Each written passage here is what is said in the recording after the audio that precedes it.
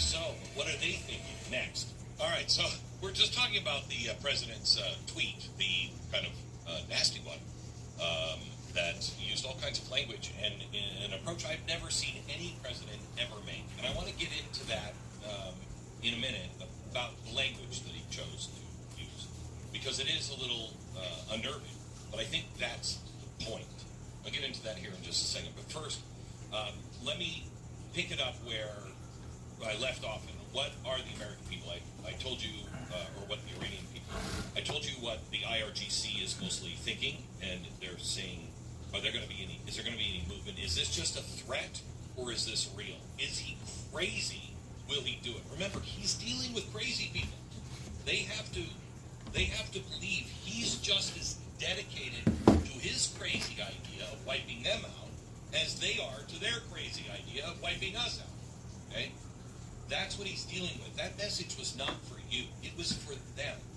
Now, this is the part that it gets dicey for me, because there is this one scenario that Washington has always hoped for, we have hoped for, where the pressure cracks the regime and the people see it and they go out on the street, and there's a moment that, they go out on the street and they free themselves. That's what we hope, okay? That's optimistic. That could happen, but it could happen. President Trump understands something that I don't think most presidents have, or at least would admit it out loud. That is, breaking a country is really super easy. Rebuilding it is where you bleed for decades. And this is why Marco Rubio is so important, because he has changed all the upper floors of the State Department and gotten all of those people out like, we'll just rebuild it, bring up democracy, and they'll love it, they'll be just like us. And that never works. We've seen it. The Iraq War, the war in Afghanistan, over and over and over again. Regimes fall, power vacuums open, militias rise, civil wars begin, and then suddenly what was supposed to be a decisive strike becomes generational in its entanglement. He knows this. He said it for years. He campaigned against those stuff. So if he knows that collapsing Iran outright would trigger exactly that kind of long, grinding chaos, why is he speaking this way? Why threaten the infrastructure? But not total regime destruction. Really critical. He's saying, I'm going to knock everything out, but I'm not going after a total regime change.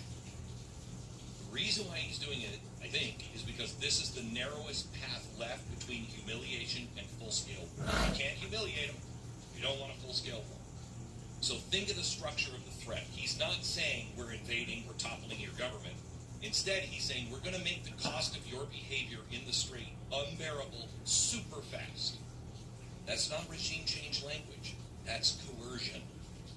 This is what it looks like when a president is trying to force a decision without triggering total collapse. Now, I'm saying this, and I am trying to, because for me, at least, the president has earned my respect, and he has earned enough trust from me to make these decisions.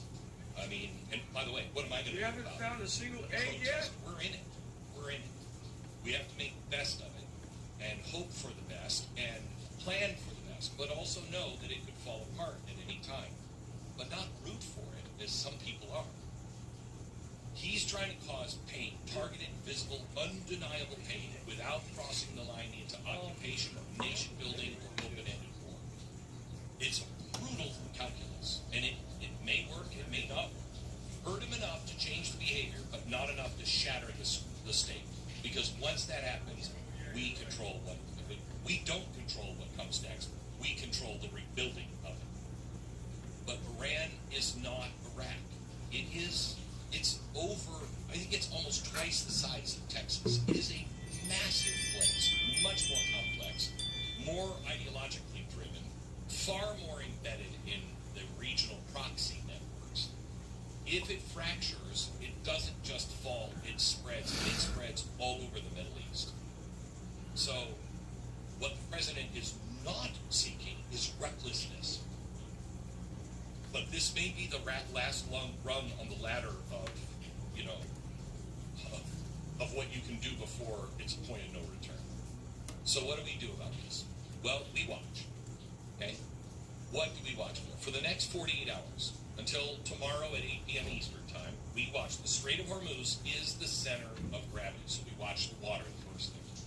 If tankers begin to move, even quietly, even selectively, that tells you something has shifted behind the scenes. And we're getting word today from Pakistan that they have a, good morning. A good offer on the Ricky table. Duran. We are negotiating right now. The plan is to head to San Francisco, the city. And would open the strait immediately. Don't know. That's what we're doing, buddy. Second, watch San what's coming Francisco. out of Tehran. If you hear words like technical arrangements, temporary access, maritime safety, they're looking for a way out. If you hear words like martyrdom, final resistance, punishment, you know what that means. Third, watch for military posture. Actual movement, okay? Naval repositioning, airspace closures. This is a big one. Embassy warnings, cyber disruptions. Militaries don't bluff in logistics.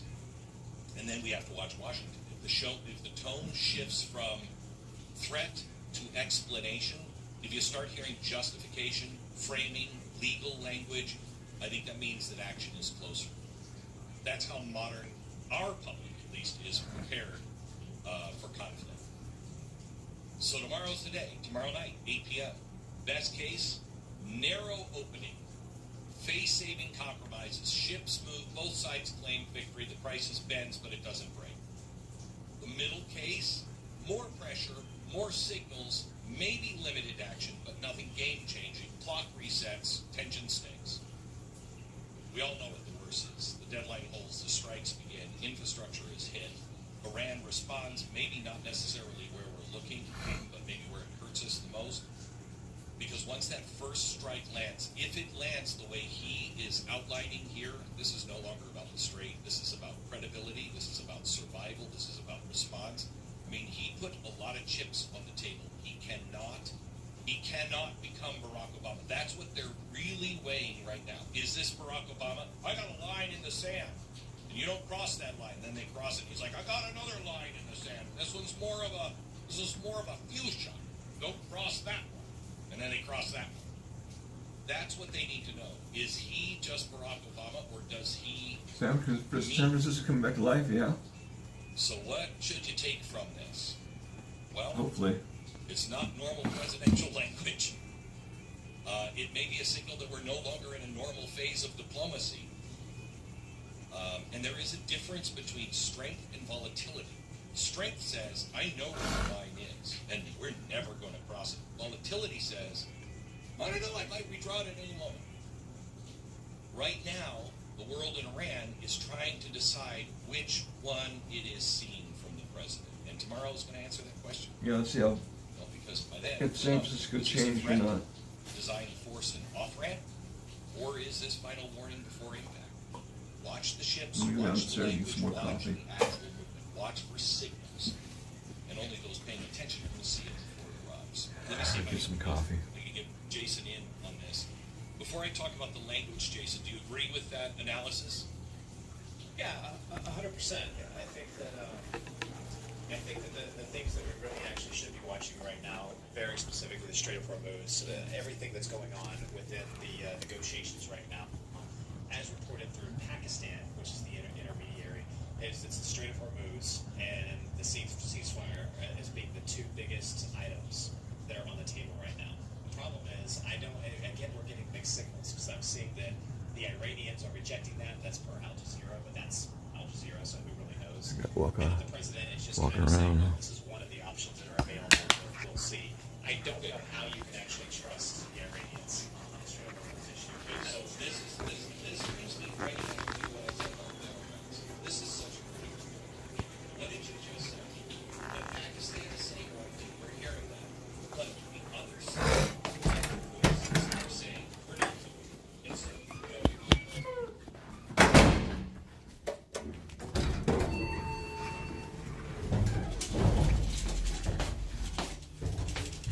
Let's go and get some coffee.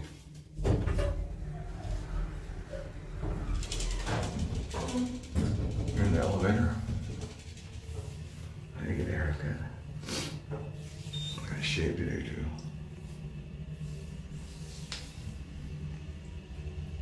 This hotel had an unusual smell.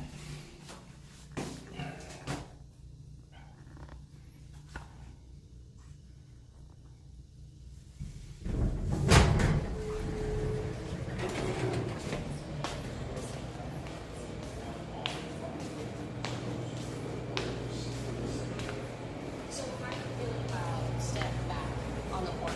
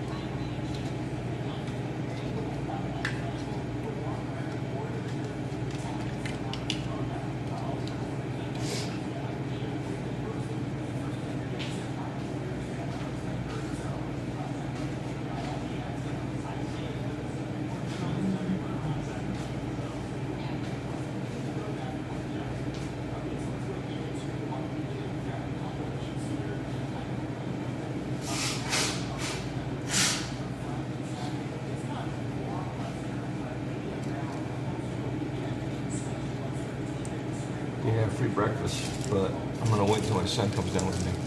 Cause we got waffles.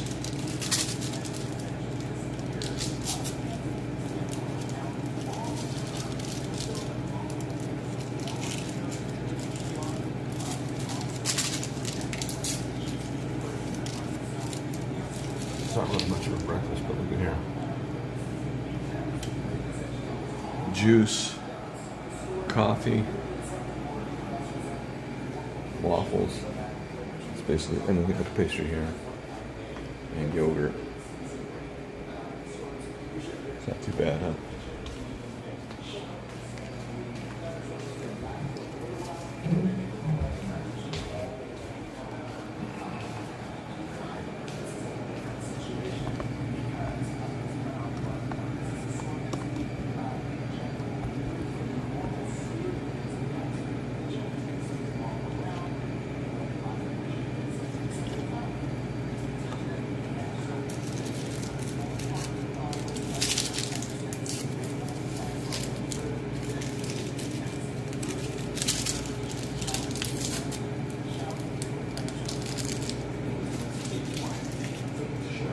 So everywhere, even LA is shrinking. Interesting.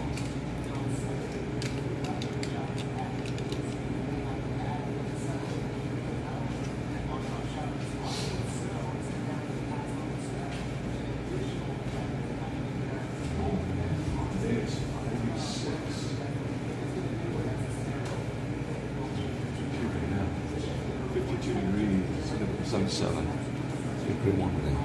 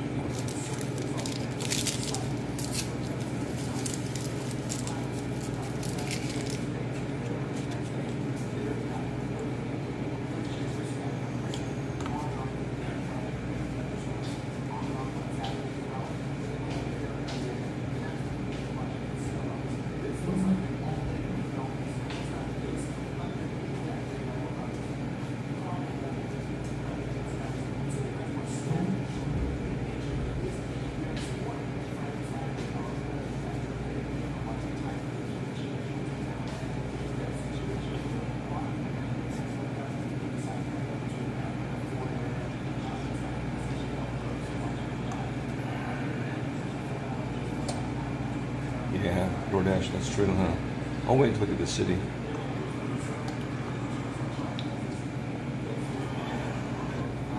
Yeah, when we get to the city, we'll get some more stuff to eat. I'll go back upstairs. I'm gonna take a shower. It's pretty dry weather though. definitely pretty dry.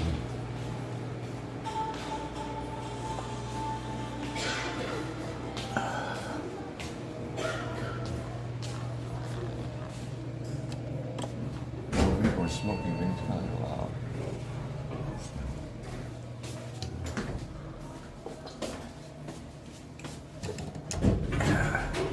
This hotel has kind of an unusual smell. I don't know if it's from the cleaning products they use or whatever.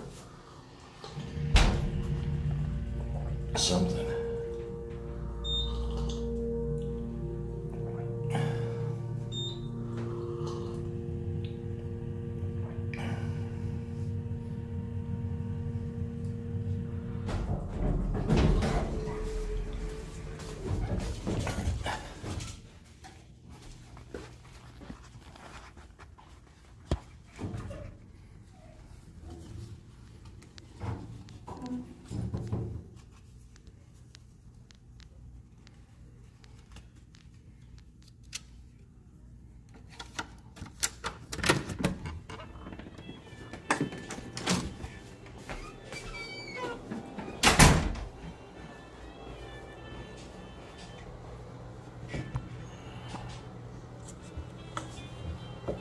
What's up, player?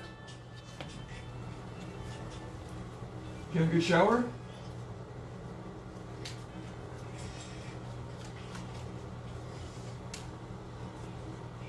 Feel better now?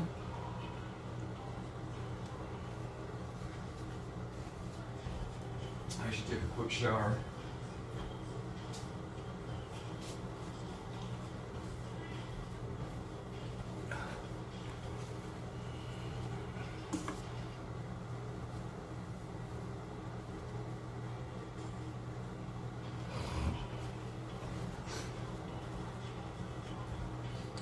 You want some cologne? Huh? No? Okay.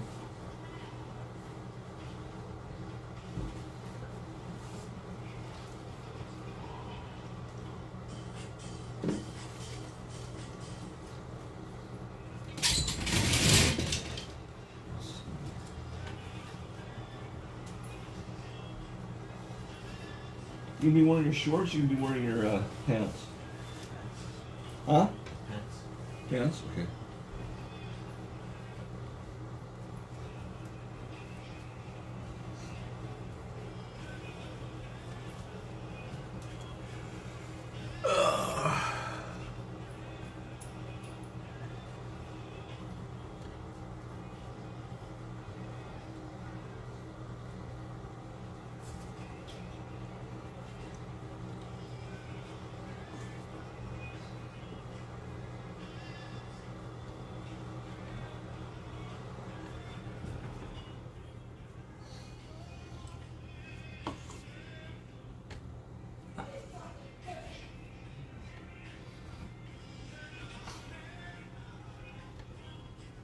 I was in the massive city of Manila in the Philippines. From above, it looked rough, crowded with shipping containers, dense neighborhoods, and not many modern-looking buildings overall. The country has a high inequality economy where wealth and poverty exists side by side. Come with me as I explore Manila, visiting prison cells where the Japanese held Filipinos captured during World War II, and also get around the city and try some local food. Not even have a backpack is what he says when I walk over here. I started the day in a taxi a bit outside of the crowded area, going into town. The streets were quite nice along the way, and eventually I got out to start walking around the city in a park. Hello everybody and welcome to the massive city of Manila in the Philippines. 2 million people and 14 million people in the metropolitan area. Just got out of a taxi here. Started this morning at the Grand West Hotel and came through the city here, and my first impressions along the way was that this town is really, really nice and modern. Hello, how are you? Hi. Sir, welcome to Philippines, sir. Thank you. Excuse me, are you I'm visiting recording. Intramuros also, the Old Manila, sir. Maybe. Information only, sir. In Old Manila, you can visit the prison cell of our national hero, Fort Santiago, Fort sir. Santiago. Yeah, Because my in this brother. area, sir, execution area only, sir. And the best place to explore around here is execution area and the monument, sir. And if you walk on this side, sir, there's nothing here. The best place... Diego. Yes, sir. San Diego also, sir. This one... Yeah, I might go there. So, this one, sir, if you may like, sir, if you You get want to bored... be in my video? Yes, sir. It's okay on me, It's a sir. vlog. Yes, sir. This one, sir. Okay. I have a service. I can show you the place. Yeah, so the guy was trying to sell me a tour here. Apparently this whole area here is a historic area. In the 1500s, the Spanish came, I believe, and conquered the Philippines. Maybe not conquered, but colonized the Philippines. And the Philippines, or especially this area, was under Spanish ruling for 300 years, I believe. And then I think the United States was also here, and Japan during the World War II.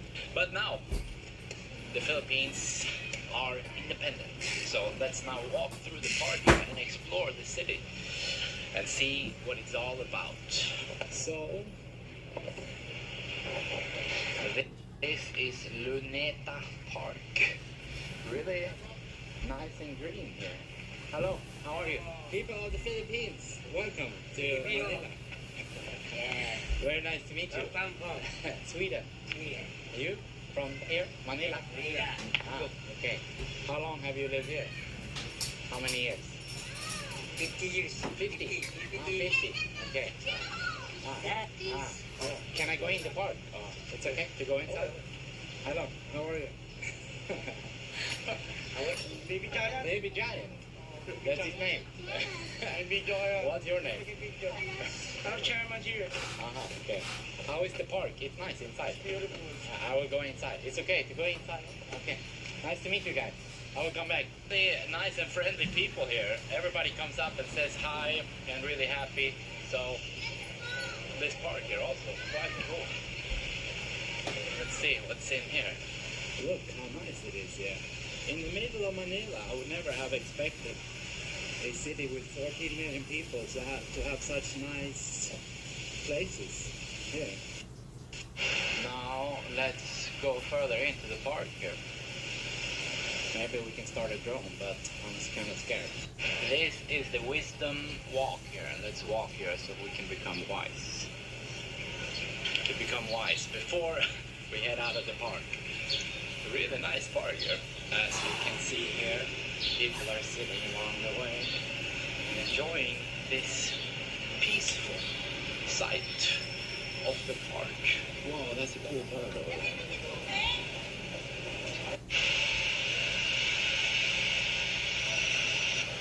Hello. Yeah, everybody's so friendly. Even the people riding by, they're like, hello, hello. We're gonna give this guy here a little bit of money. Yeah, so we're gonna give him 100. It's enough for food. 100. Thank you. Bye bye. Yeah, we have to be a bit nice here. This guy, he came and asked for food, so I gave him 100. I think that should be enough for a meal. Now we're going to the next location. A fort, actually, that has some bad history behind it. We have to cross in here to another part and walk along the way. A lot of statues also. Here we have some construction work in the sewer. Cleaning sewer. Already did. Okay, so now we're in the next part here. We see statues. Okay, it's Rolls Royce. He said he has a Rolls Royce. Rolls Royce. He wants to take Philippine Rolls Royce. I take a video. It's okay. Yes, sir. It's Must not be, the guy who wants sir. to. You have service sir inside Fort the hall. Santiago, I will go here. I just Because want to go here. How much would it cost for you to drive me there? I just want to go. I don't want to walk. only 100 pesos, sir. 100, okay. How far is it? Like, it's not that far, yeah? Like 1 kilometer maybe. I'm too lazy to walk. Okay, 100. So we're going. What's your name? Sir, my name is Pepe. Pepe. Yeah. Pepe, we're going in Pepe's tuk-tuk.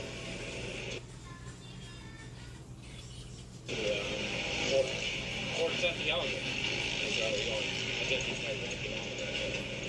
How long have you lived here, Pepe? I am living here around 2018. 1,000 years. Yeah. Do you like it here? Yes. You like Manila? I like Manila. It's very nice actually, a lot of parks. Yeah. I didn't expect there to be green parks like this. But a problem here, Manila was also pollution. Pollution? Yeah, Oh, pollution, traffic. oh, traffic, yeah. Pepe, Nice to meet you, sir. Where from? Sweden. Sweden. Yeah, What are you doing here in Philippines? I just visiting. Visiting. Yeah, yeah. I'm going to the port. Oh. Yeah. And how long you gonna stay here? I don't know, a couple of days, and then I will go somewhere else. Maybe I will go to Palawan. Oh, sounds really good. Palawan. They have a golf course in the middle of the city. Look. Yeah. Yeah. In outside the wall. Wow, it's cool. That's the wall. Oh, that's the wall. What is about the wall? The wall was created as protect the first city. Oh, protect the Because city. sir, yeah, because sir, Intramuros, sir, that's the first city of Manila, created by Spanish. Ah. This was the old part of Manila and the first city from the 1500s where the Spanish first established the city of Manila. And here all the buildings are shorter. But the problem inside the wall, sir, everything inside is not really original. All of them was rebuilt after the Second War. Second War. The Japanese invaded, right? Yeah, Japanese invaded in America. the United States. Yeah. Because the battlefield that time was Intramuros. Welcome to my In country. the Rolls Royce. Perfect. See the golf course.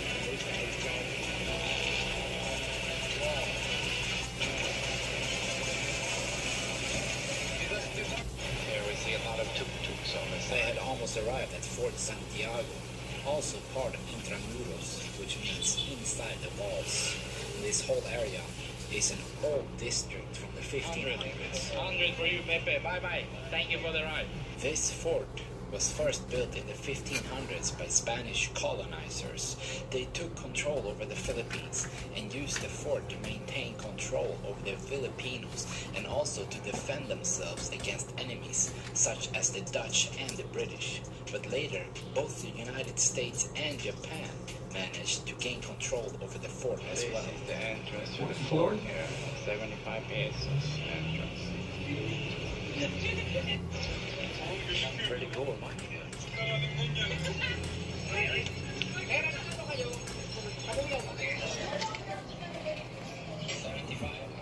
Thank you. Paid 75 to get in. Got some coins back. Crazy that they had all these coins here in the middle of the city. That's actually quite unique for such a huge city like this. I found out that at the end of the 1800s, the U.S. came here and they tried to occupy the Philippines. And also later on, during World War II, the Japanese came and tried to occupy Philippines. And what they did here was crazy. This fort here that the Spanish built during the 300 years that Spain was ruling the Philippines. Later, the Japanese used this here to torture Filipinos, torture and execute them during World War II. Kind of crazy.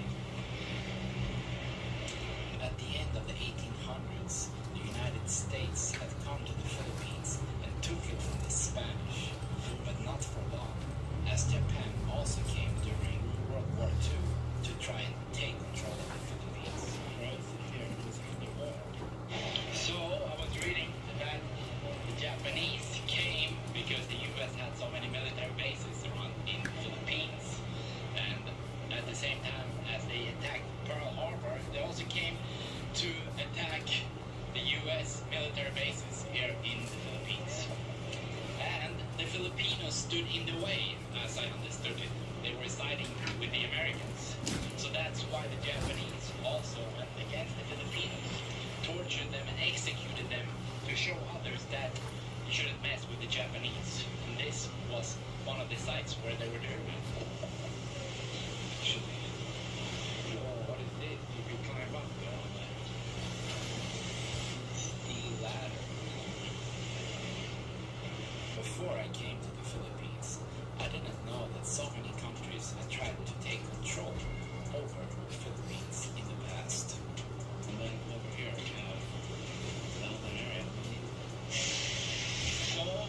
think that is the history.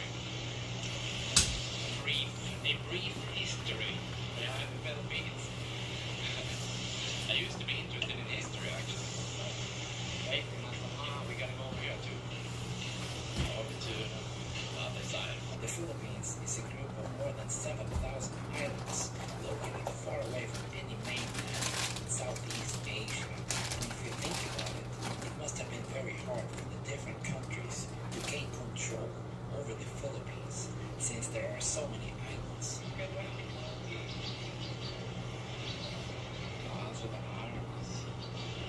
Now I made it out here to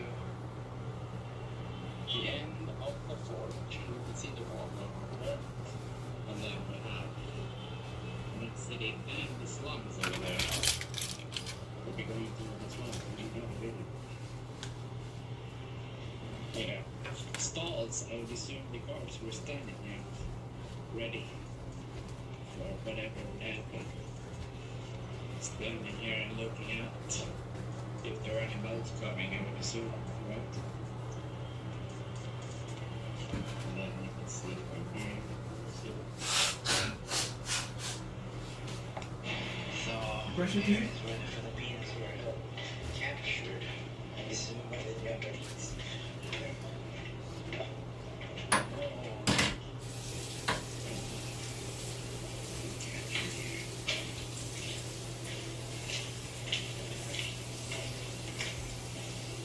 So this was the prison underground that first the Spanish had built, but then later, as I said, also the United States and Japan used it as a prison.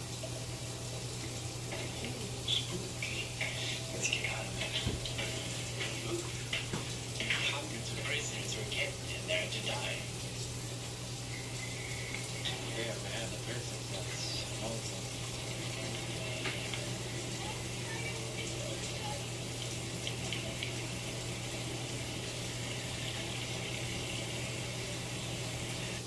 So here we have more stalls where the guards were probably standing, patrolling, or all the soldiers probably patrolling this much not had existed before, probably only this, I assume, and then there was good water there. And the people were controlling this whole area here. That's walking back and forth in these walkways. I guess you could go my car. Maybe you can. Actually, that was locked. So once you're in the court, you're trapped. You have to go all the way back to the entrance before you can get out. You're trapped within these walls here. You have to go all the way back to get out. I think we'll be able to get out here to the Esplanade and walk along the river.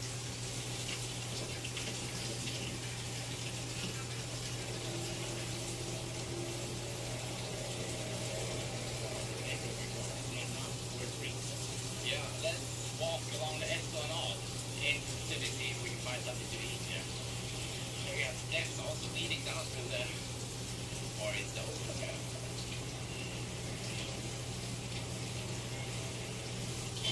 She played here. She said that all these stalls are opening at 4 p.m. Seems to be a lot of different food stalls. You see one after another. I've been here actually in Manila too in 2017. I took a boat from over there, 26 hours out to an island called Coron. I was broke, had no money, so I couldn't afford a flight. And I had to do some budgeting. So I took some kind of banana boat. I was on that boat for 26 hours going out of Manila across to the island of Coron. Let's cross the bridge here. If the water was clear, we could jump. But we don't know what's underneath. I had walked on the right side and about to cross that large bridge you can see here in the image and go into one of the downtown areas. As you can see here, the buildings look quite unique and not really like any other city I'd seen anywhere else in the world. Quite strange designs overall, but very unique.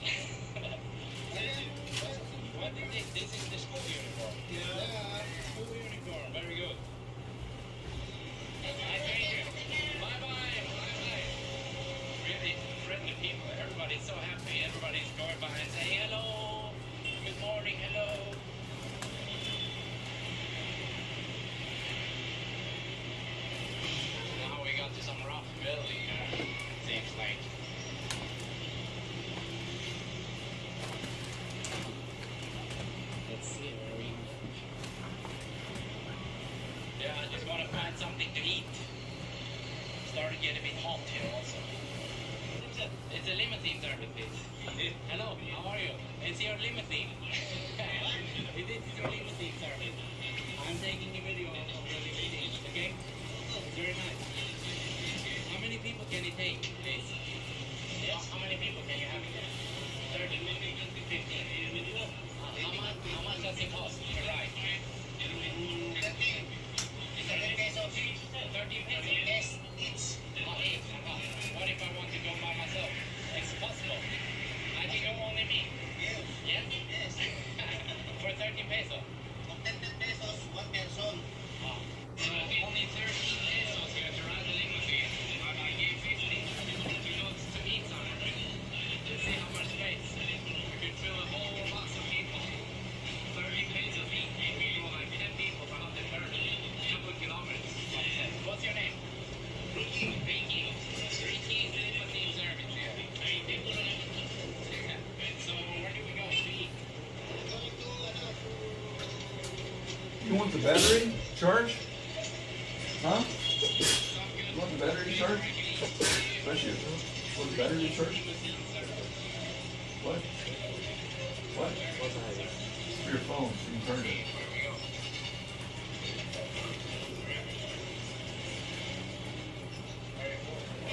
I like your bus. It's very cool. Very good bus.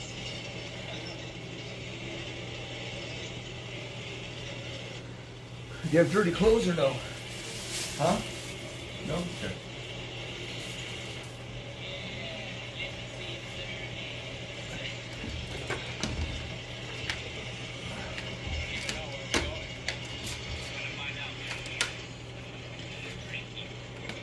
William is my name. William.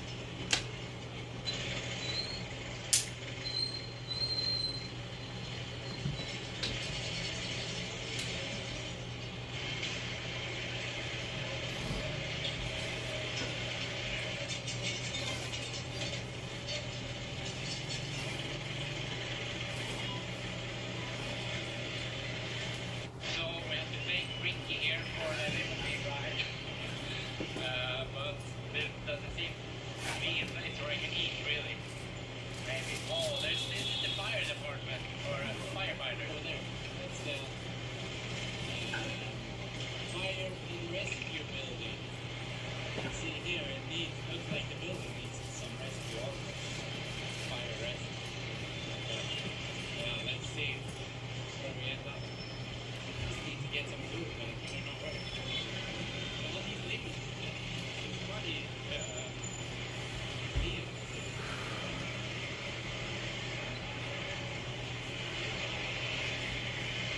It's crazy here. I gave Ricky 50 pesos and he was really happy with that. He only wanted 30.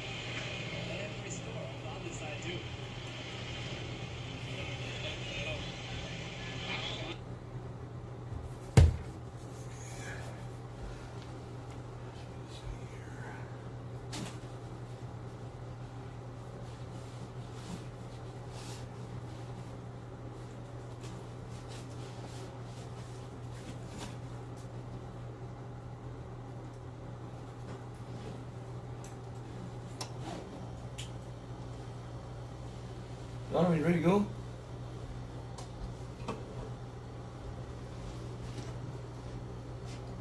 Any breakfast? Yeah. You want to? I don't know. The breakfast downstairs doesn't look really that good. We should go somewhere else to eat breakfast. What do you think? You take a look.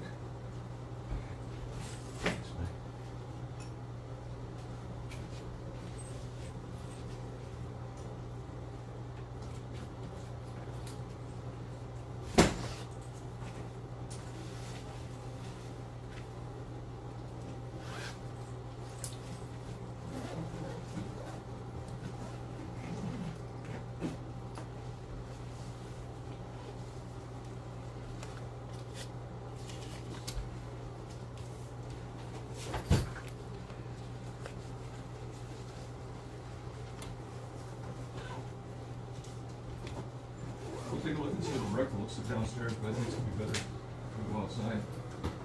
To eat breakfast.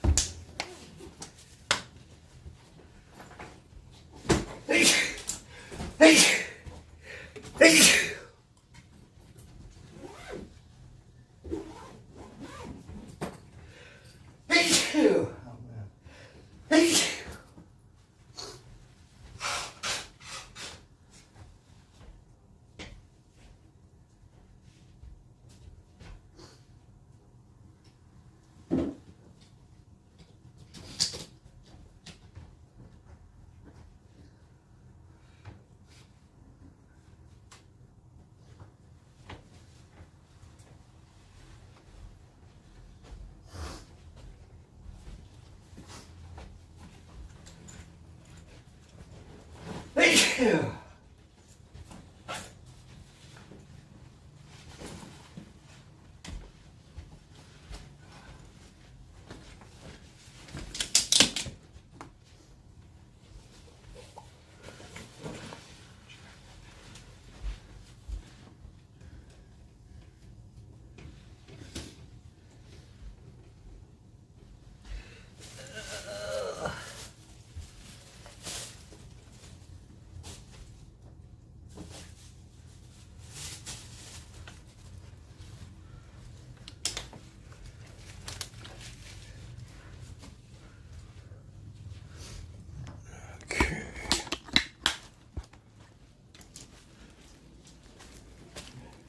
Got everything?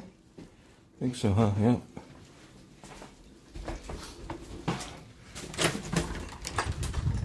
Hold that door open. You go first. Oops, I'll go first then.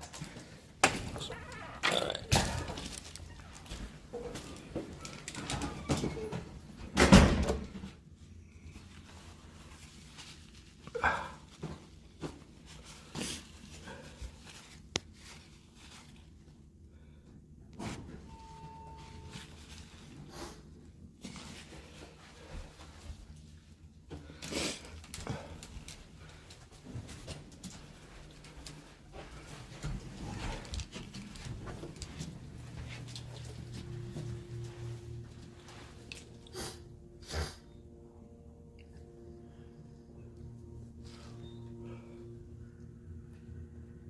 I think it's gonna be hot out today, man.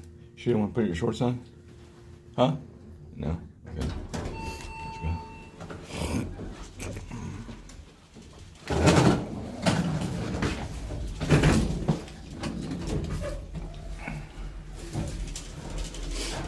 Let's put these in the car first, okay? You can check out the breakfast. See if it's something that you like or if you want to get something else.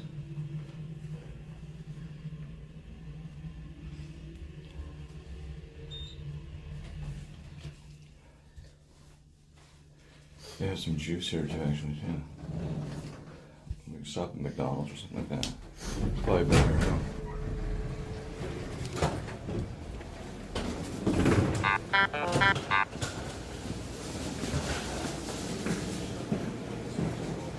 Morning.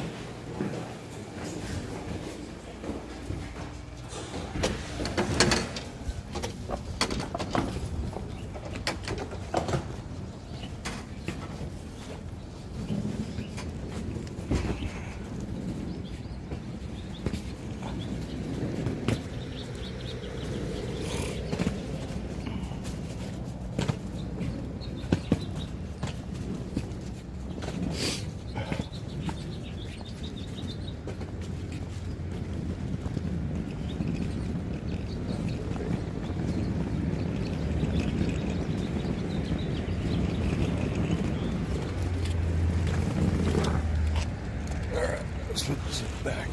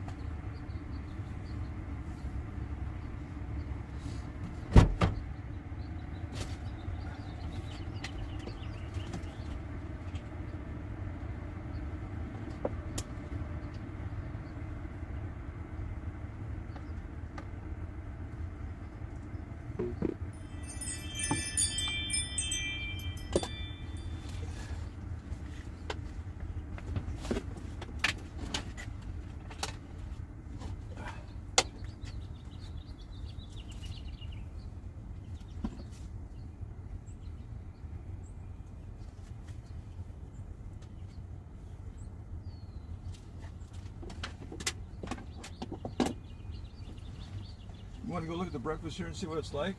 No? Or let me use these would be on our way.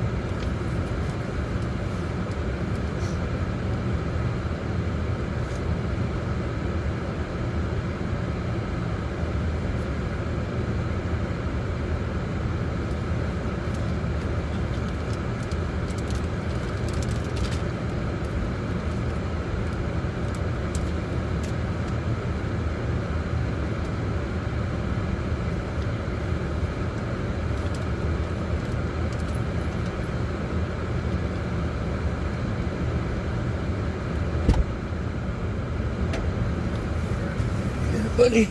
Oh man, I got really warm, you know.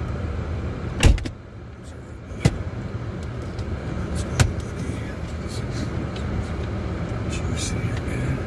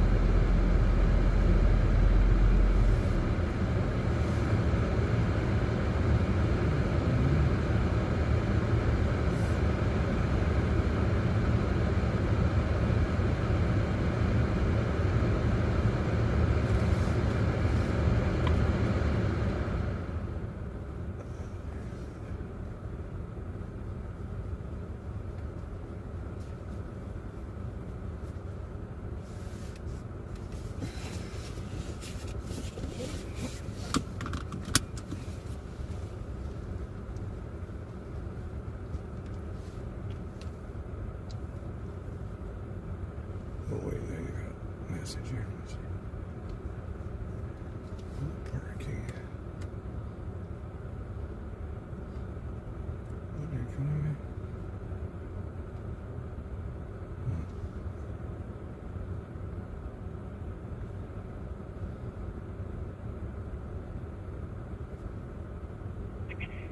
Hey, what's up, buddy? What's cracking, man? Did you make it? Yeah. Let's see here. How do you guys get there, man, in the Bay Area? We're not in the Bay Area. We're actually in Vacaville.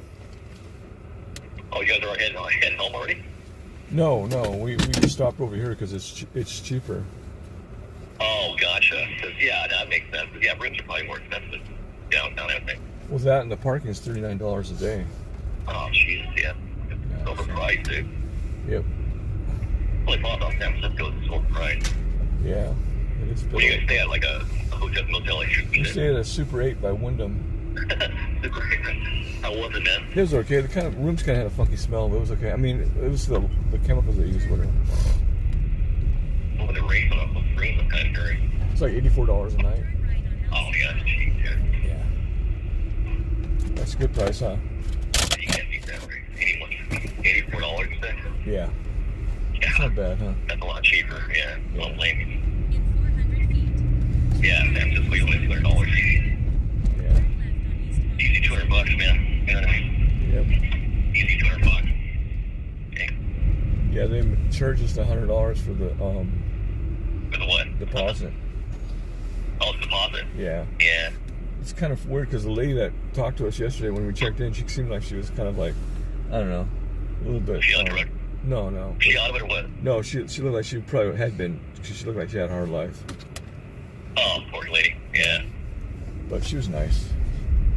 Sometimes she didn't speak clearly, so I had to ask her, what did you say again? Did you say that? She's probably working the swing shift, huh? She's working the graveyard shift. Oh, damn. Yeah, sure ass fucking tired. Yeah. You probably have a bunch of kids, too, probably. I don't know, probably. Yeah, I hear you, man. Well, Vacaville, I mean, what's the job situation over there? It's probably pretty tough, I imagine. Yeah. Well, anywhere, really. Huh? What? I said, I think anywhere, right? Yeah. So. It's fucking tough out there right now, man. I know, it's tough, man. A lot of people have multiple jobs, man. Yeah. Just trying to make it, you know what I'm saying? Yeah. They're just trying to make it out there, man. I think we can get parking for like $10 at Union Square. Oh, they got toll, huh? Okay, then I can do the toll.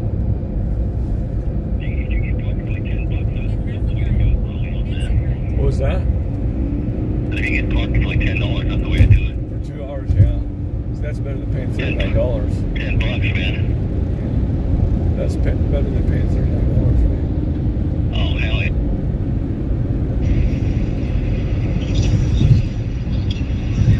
Yeah, that's the way to do it. I think you have done my car down. Yeah, I hooked up to my car phone now. Yeah, they revamped the whole gym over 24-hour fitness. It's pretty cool, actually. Did you go to it already? They renovated the gym over where I'm at. Oh, yeah? We're going to stop and get They some remodeled the gym. here. They remodeled the gym at 24-hour fitness where I'm at. Oh, they did? Did you go to it already? Or you want to take the McDonald's on it? You know? Yeah, I think the reception's pretty bad right now. Can you hear me okay? Yeah, I can hear you fine. I checked it on speakerphone, that's all. Oh, okay. I was gonna say they remodeled the 24-hour fitness at my gym. Yeah, that's cool, man. Took them 3 weeks. Took them 3 weeks to do that shit. Oh, that's awesome. They got 2 Smith machines down there now, which is kind of cool. The only problem is they don't have a bench down there though. You need to bring down a bench. Someone's gonna probably bring down a bench. I'm thinking. Yeah. Because you got to be able to do shoulder presses, and you also got to be able to bench pressing down there. Right. So you need one of those incline benches. Somebody will move it down there. I'm sure somebody will move it down there. Uh-huh. But yeah, it smells like it's new in there, man. That's cool. Yeah, they moved the running machines upstairs, actually, and the bike machines. They're upstairs now. Oh, yeah? Yeah, isn't that crazy? Oh, nice. It's fucking insane, bro. Yeah, it's pretty cray-cray, bro. That's cool, man. How many miles are you to San Francisco? About 20 miles? 57 miles. 70 miles? 57. 7, that's not bad. It's pretty fucking close, dude. Yep. I gotta make sure I take it right. It's pretty damn close, dude. I'm gonna put her car, I think I'm gonna charge her car a little bit. Get her ready to go. It's like, man, I'm gonna charge her car, I think.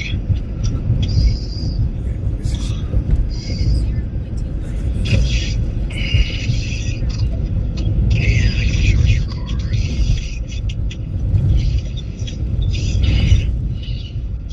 City, bro. I think that is right then.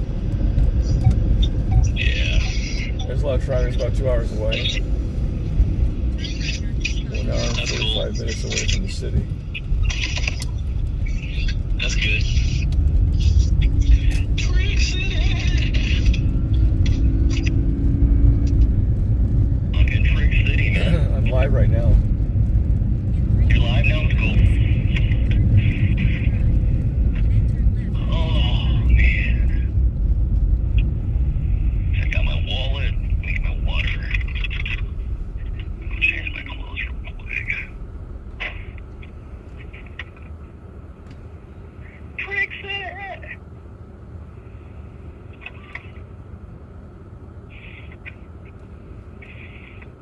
Yeah, that's pretty cool. That's pretty cool.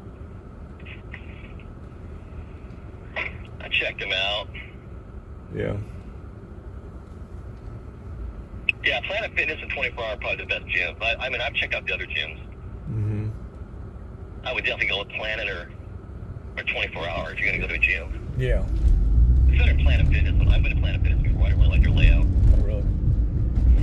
I think 24-hour is better. Yeah. Yeah.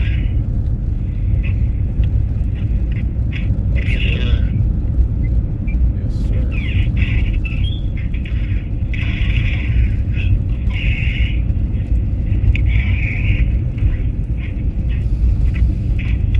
Fucking Trick City, man.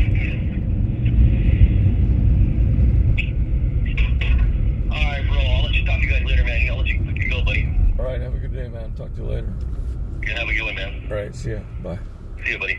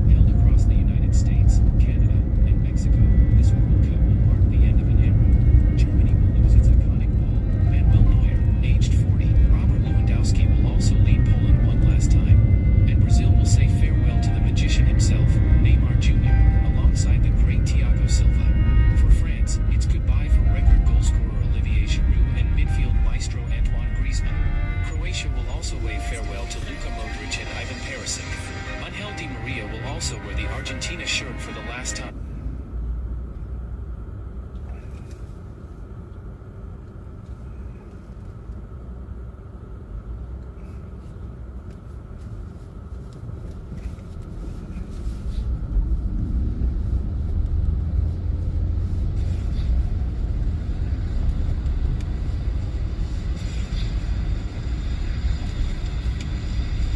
Fitty Cat, how are you doing, man?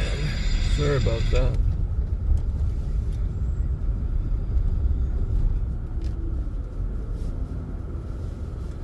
Yeah, I have those constantly going, so because there's not much in the, no one in the chat, that's why I put them in there.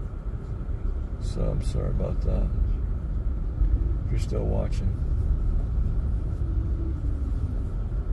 let's let this truck go. What is he doing?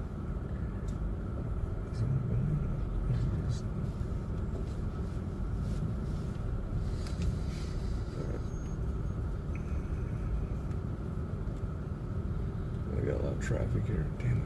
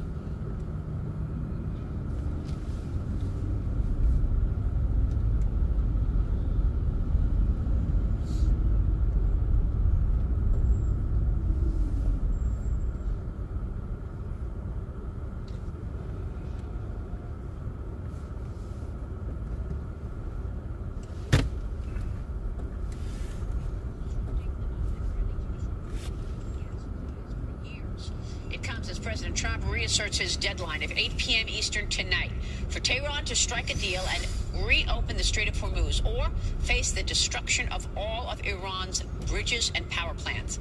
Now, the president says the U.S. is in communication with Tehran, but Tehran is rejecting, according to reports, a proposal for a 45-day ceasefire.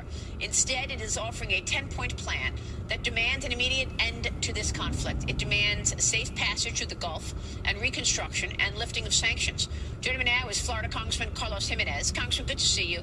Thank you so much for being here. And before we get to Cuba, I want to get your take on where we are in this war in Iran. Look, I think that we have to finish the job. Simply, Iran has demonstrated to the world why a nuclear-armed Iran is an untenable Iran. Look what they're doing to the Strait of Hormuz. Look how they're threatening all their neighbors right now. Can you imagine if they had a nuclear weapon and they'd feel invulnerable? So, the president has to follow through with his threats, and also we need to finish it off, and this regime has to go. And so, I support what the president is doing. We just need to press forward because, look, Iran is like a cancer, and sometimes the cure to cancer hurts, but the cancer has to be eliminated, and that cancer is Iran. Yeah, Liz, this is exactly what you said earlier. Jack Keane said it, the general. The U.S. should not get bullied by these mullahs and finish this job. Yeah, I mean, we cannot leave Iran after all of it has been done and after accomplishing unbelievable military success with the United States and the entire developed world vulnerable still to this regime. I think you're totally right. Congressman, I want to get your take on what comes next, in particular the president's request for $1.5 trillion defense spending as part of the fiscal 2027 budget. That's a nearly 40% increase from 2026 levels. This would include roughly $1 trillion in base defense funding, $350 billion in mandatory funding for munitions and industrial capacity. It also maintains funding for the Golden Dome missile defense system using space-based technology. It's also going to cut billions from from domestic programs, including a proposal to cut 10% in non-defense discretionary spending, including agencies such as NASA, the State Department, the EPA. What does that look like? Do you support this plan, and how does this play out? I got to look at the details. I sit on on Armed Services Committee. That's a pretty heavy lift. I mean, 1.5 trillion. It was pretty hard for us to get to 1 trillion. I do agree that we need to spend more on defense, and whatever it takes for us to protect America, that's what we need to spend. But I think it's going to be tough to get to 1.5 trillion. It'll be some increases in spending, but I'm not sure we're going to get to 1.5. I see. So what is an appropriate number from your standpoint? Well, about 1.2, 2.5, something like that. And then what else is going to get cut? Remember, look, discretionary funding, non-discretionary funding is about 70% of our funding. Discretionary funding is 30%, and of that, 70% is already, our defense budget. So, there's really not much there, okay, to squeeze out. So as much as we can squeeze out, we will. But this is going to be a give and take. And also remember, we got to deal with the Senate, and the Senate isn't controlled entirely by Republicans. You have the filibuster, etc. And so, in order to get an appropriations done, also we have to get it by the Senate, and I'm not sure that we're going to get to 1.5 with the Senate. And what about DHS? I know that you and your colleagues have been trying to end the longest partial government shutdown in the U.S. history. The DHS, Department of Homeland Security, still closed now, entering a 53rd day closed. Lawmakers have called on the Speaker to bring the House back. But I just spoke with one of your colleagues, North Carolina Congressman Pat Harrigan. He said, we're not coming back. Watch this. Some lawmakers are calling on the Speaker to bring the lower chamber back from recess. Are you going to come back? I don't think that we're going to come back from recess. I've talked to our leadership about this. And look, we have to just continue to make it crystal clear that it's unbelievably irresponsible how the Democrats are handling this situation. They are truly choosing politics when they actually need to choose closing strategic gaps that we have in our nation's security right here at home. Why on earth we are defunding the government agency that's actually responsible for combating terrorism on our homeland after 4 years of open borders is indescribable. I wonder if voters are going to remember how irresponsible your colleagues, the Democrats, are keeping the DHS shut down during a war, sir. I'm not sure they are. I mean, usually it's the Republicans that get blamed for everything, so we'll see how this goes. But look, right now the ball is in the Senate's hands, and so they've sent over a partial funding, which does not include ICE and does not include Customs and Border Protection. But the second part of that plan is a reconciliation bill that does include all that funding, and I would hope additional funding, let's say, to find all the missing children that we lost under the Biden administration. And if you can do that, and you can do that in a hurry, then we can get DHS funded fully for the next fiscal year. But ICE and CBP actually can get funded throughout the term of President Trump, so we don't have to have this fight next year. So really the ball is in the Senate's hands, and I hope that the Senate would work on that reconciliation bill, and then we can get those two bills passed, and then we can put this behind us. And do you think you'll be able to have that reconciliation bill on President Trump's desk by June 1st? That's up to the Senate. I mean, as hard as they work. I mean, they're the ones that said that they would do the reconciliation.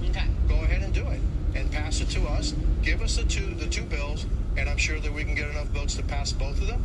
And then get this fight over with once and for all. Meanwhile, let's talk Cuba. 2 Democrat lawmakers visiting Cuba last week. Your colleagues, the first trip since President Trump's oil blockade. They claimed they wanted to see, quote, the suffering on the ground from what they call, quote, an illegal energy embargo, unquote. They're urging the president to, quote, bring the rhetoric down. Now, Cuba is easing blackout-driven shortages by ramping up solar imports from China. Enter China again. Beijing supplying 1 gigawatt of converted light panels last year, pledging more support as the island targets 15% renewable power by 2026, Congressman. How do you see all of this? Look, the infrastructure itself is shot, and so they can bring all the power that they want. The distribution network is shot. They haven't done anything in like 60 years. What I find ironic, instead of saying, hey, the one way to really end the suffering of the Cuban people is for this regime to go, but no. All they do is they go there. Look, every regime that's an enemy of the United States, they love. They love Maduro, and so now they go to Diaz-Canel, they love him too, and they blame the United States. It's the regimes. They're communists and socialists. Those socialist communist regimes don't work, and they oppress their people. How about calling for the regime to change instead of us to change? Well, I like what President Trump said yesterday about the hundreds of millions of barrels of oil that we've taken out of Cuba. What's the big opportunity here for Cuba, sir?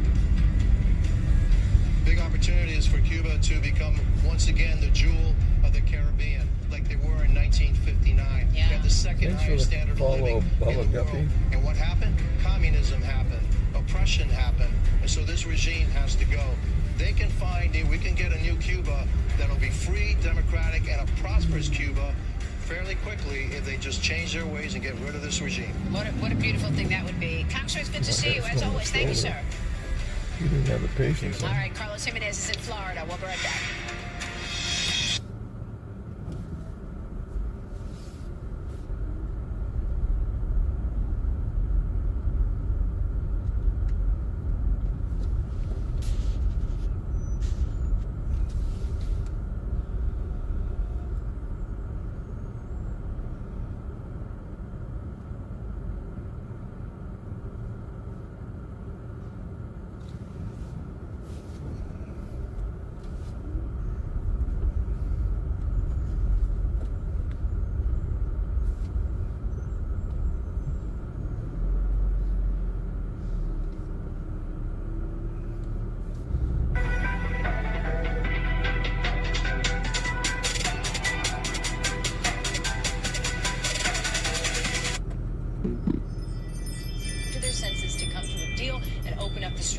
Speaking from the briefing room podium yesterday, the president said that he still has interest and optimism in coming to a diplomatic resolution. I can tell you they're negotiating, we think, in good faith. We're going to find out. We're getting the help of some incredible countries that want this to be ended because it affects them also. A lot of people are affected by this. But we're giving them till tomorrow, 8 o'clock Eastern. So 8 Eastern, that is 3:30 a.m. Tehran time. The president does not want them to sleep on that deadline. And following through with this threat of decimation to Iranian power plants, that is what is promised here. It's something the president said that he will do if necessary, but doesn't want to, especially if the U.S. has to extend a hand in eventually helping Iran rebuild. I mean, complete demolition by 12 o'clock. And it'll happen over a period of 4 hours if we wanted to. We don't want that to happen. We may even get involved with helping them rebuild their nation. And you know what? If that's the case, the last thing we want to do is start with power plants, which are among the most expensive things. Now, the president yesterday dismissing any criticism that targeting civilian infrastructure would amount to a war crime. He says, given these stakes at hand, that just would not apply. Meanwhile, Iranian officials via state TV are urging young people, civilians in their country, to create these human chains and human shields around power plants. But, you know, with that Truth Social post, I think there's a psychological element to that. The president's trying to speak directly to those who are potentially in Iranian emerging leadership, who he has called reasonable, telling them to take this moment, utilize it, and prove that to be the case of them being reasonable. Hey, guess what day? It's power plant day.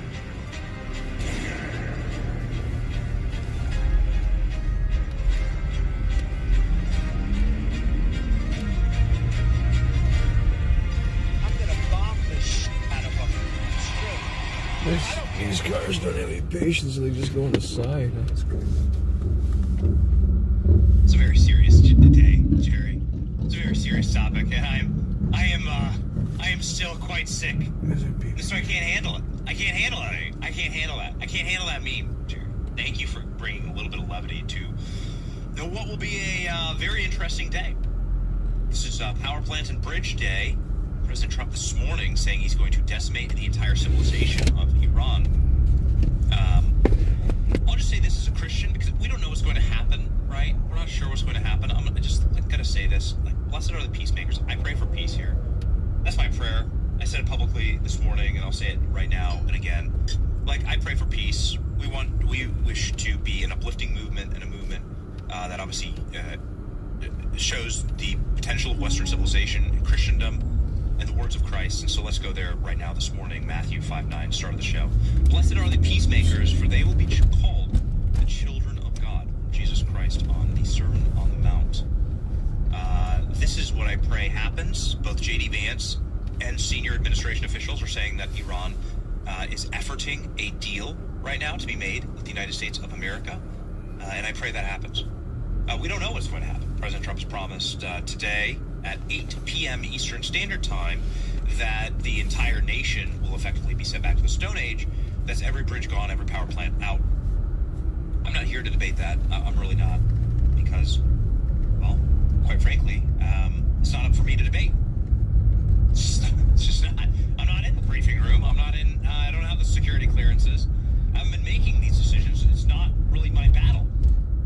And let me just say this definitively, like from the perspective of this program, the long-time perspective of this program, I don't want these battles. And that's not what today's show is about. Today's show is about Eric Swalwell and about, something that's wild here domestically, that's spiraling completely out of control, and may make for a Republican governorship in California. So we're going to talk about that today on the show, but I just want to get this off my chest. Our battle is not Sunni and Shia. It's not Israel or Qatar. That's never been what I wanted America First to be about. I mean, even like some of the stuff that's done in our own hemisphere, I kind of think it's almost more permissible to say like Venezuela's a couple miles away, Cuba's a couple miles away. We should control our own hemisphere.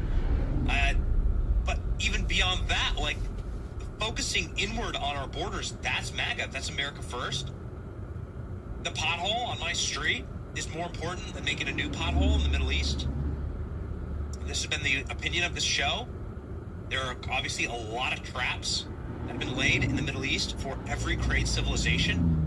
From Alexander to Napoleon, the Middle East to the British Empire, the Middle East becomes a trap for great empires. The Greeks, the Romans, the crucifixion of Christ. How many empires must fall in this sandpit, this oblivion? I don't want that to be us. I pray for peace.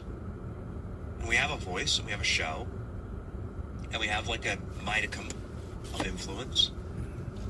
And we're trying our level-headed best to not, light ourselves on fire, to not, veer wildly and fly off the cliff in either direction.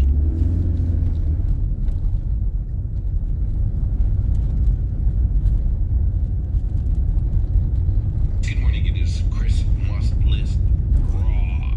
So I got back to Beijing, a new hotel, last night, and I normally only like to book 1 or 2 nights because the internet can be so bad, and in order for me to get out work consistently, I need internet. So I asked my wife, find me a new hotel for 1 day, let me test the internet. If it's good, I'll book a second day. So I got here last night, test the internet. It's the first time I've had a router in my room. And on a side note, every single password to internet in China is 8 times. So 8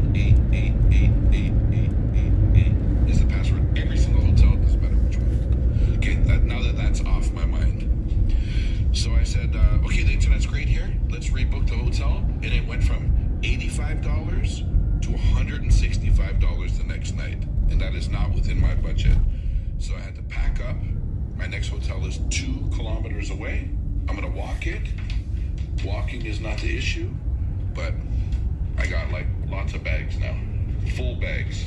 I've done a lot of shopping for Ella. A lot of books and magazines and CDs and basically stuff that weighs a lot. And for those that don't know, Ella is my little princess. I was just talking about you. I said, can you hear me? What's up here? Even using the VPN is very iffy.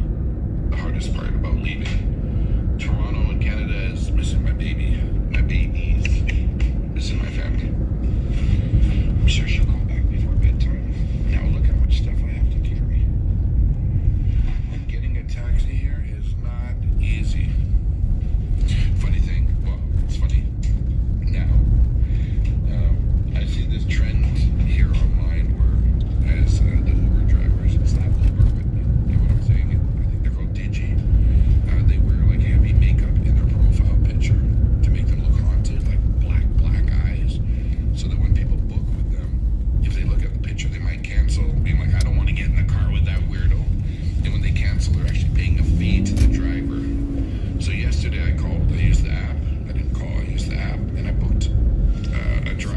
houses, yeah. And they're sending me messages saying, "Oh, I'm stuck in traffic." So I said, "Well, cancel the ride so I can get somebody else." They're like, "No, you cancel the ride." And we went back and forth for like 25 minutes until they finally canceled the ride. So I didn't have to pay a fee.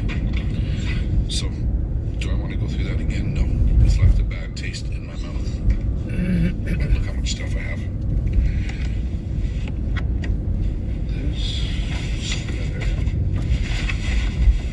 As long as I'm not in a rush, that's nothing but time.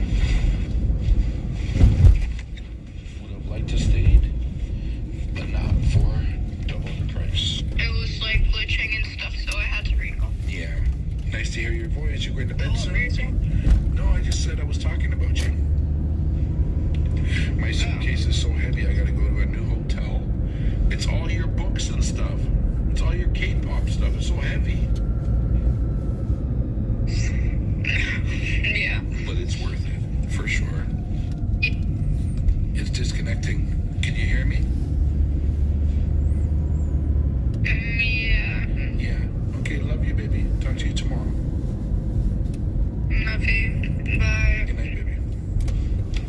My angel. My little angel.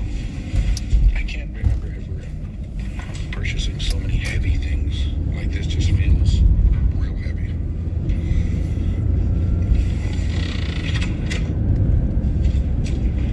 Got too much going on. Let's do this.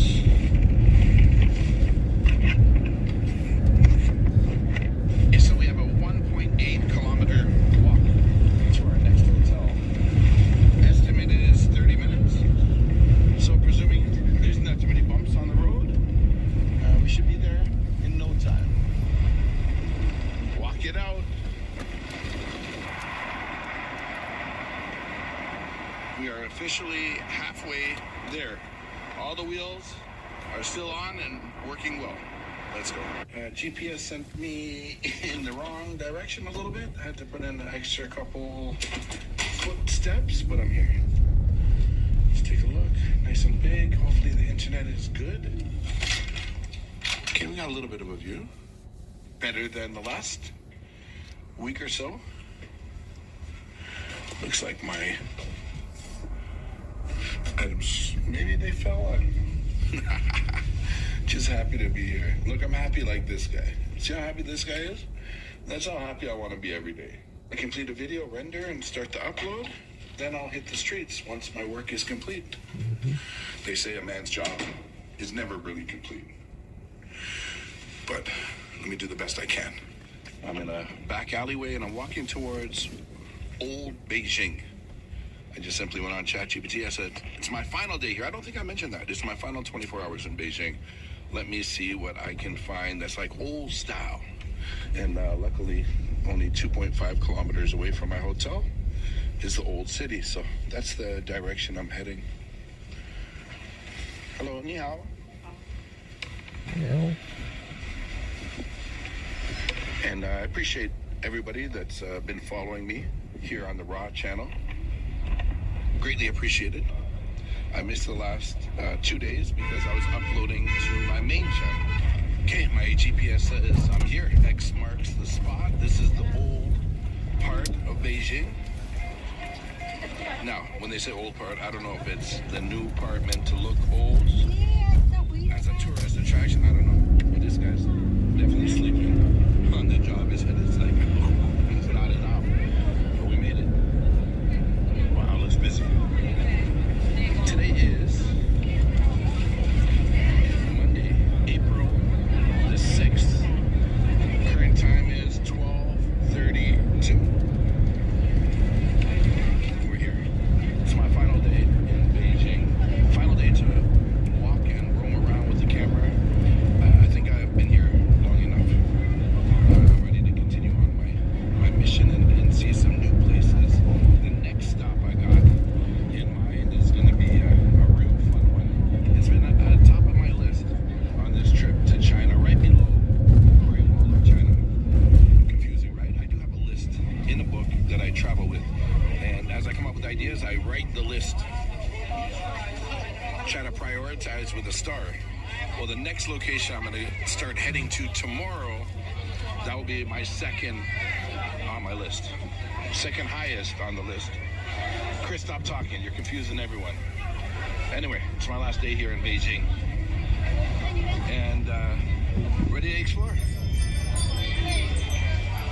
And definitely ready to eat. This is cool in Asia. For those people that collect things, these are stamps. Free stamps that you'll find all across Japan, South Korea, and now here in China. I actually carry a little book with me and I get my stamps, but I didn't bring it with me today. See if we can find something good to eat. I am hungry. Ready to eat.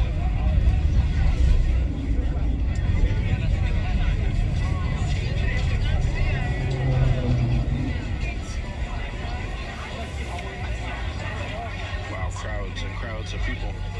When I searched it on ChatGPT, I didn't look at any images. I thought it was going to be like old alleyways and old folks walking around with a crutch. But no, it's definitely a tourist trap.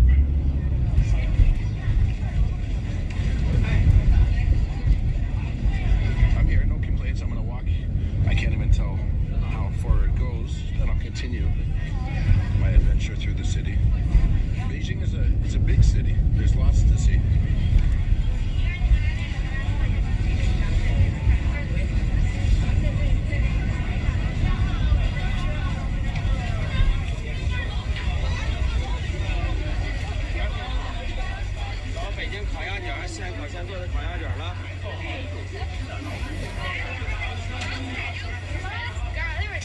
Not seeing any like typical tourists. They all look like they're, I guess, from different parts of China.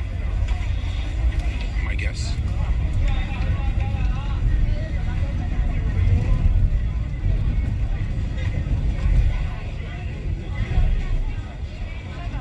It's a beautiful day. The sun is out.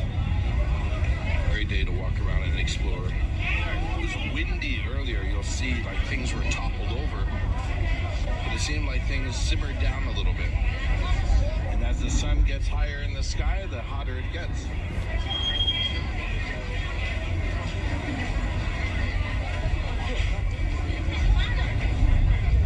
Long line up to get here. Food must be good. Let me know if you folks got to watch my Great Wall of China walk.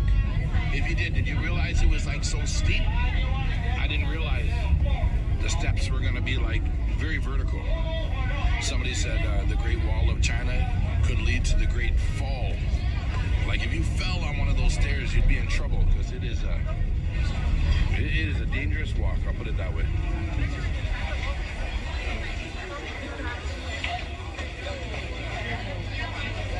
But highly enjoyed. And there were a lot of people, but that's the name of the game here. When you're trying to do the 7 wonders of the world, no doubt there's going to be a lot of people there. So I have no complaints about the number of people. I knew that was going to happen. Ancient alley culture. People are throwing money. It's just leading into a gift store.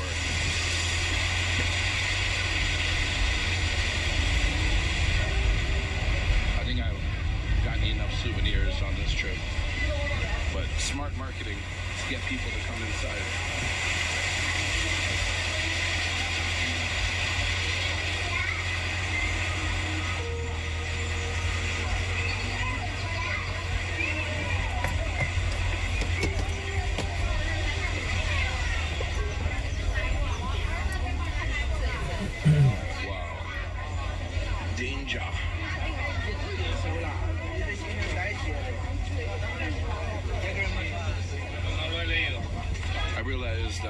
Today that I am, in fact, human.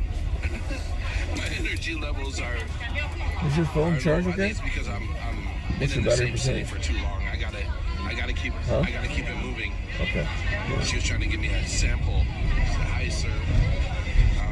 I gotta keep it moving.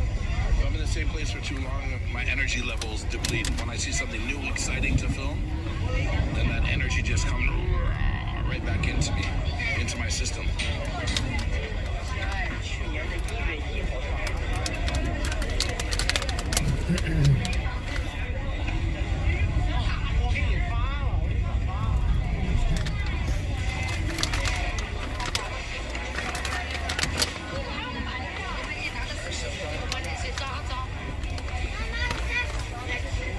Wow, this street just keeps going.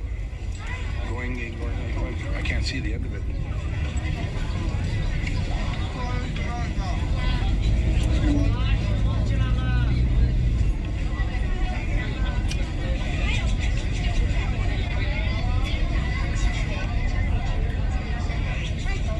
See this food court.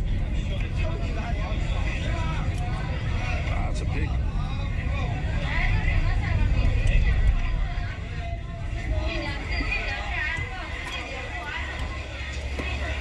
What do I go with? Let me see what they have.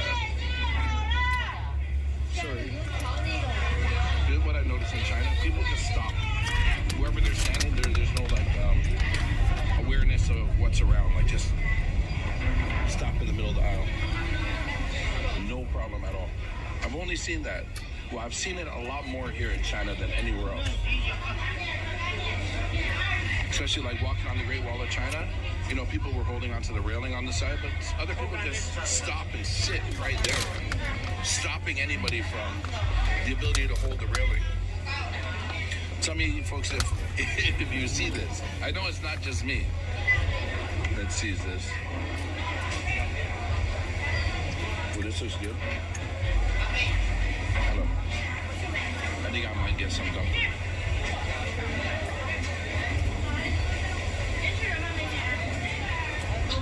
The dumpling?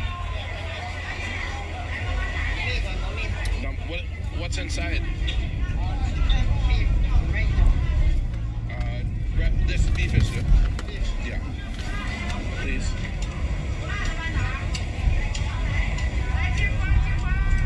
Sorry. Ooh, look, hot water. Danger.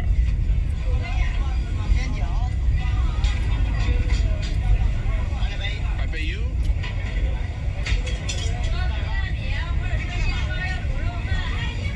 Thank you.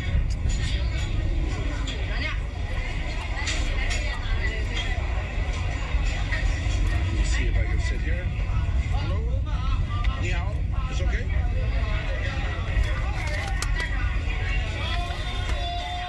Okay.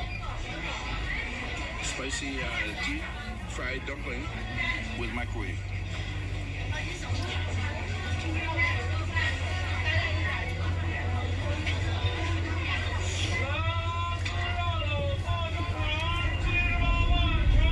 Spice is nice.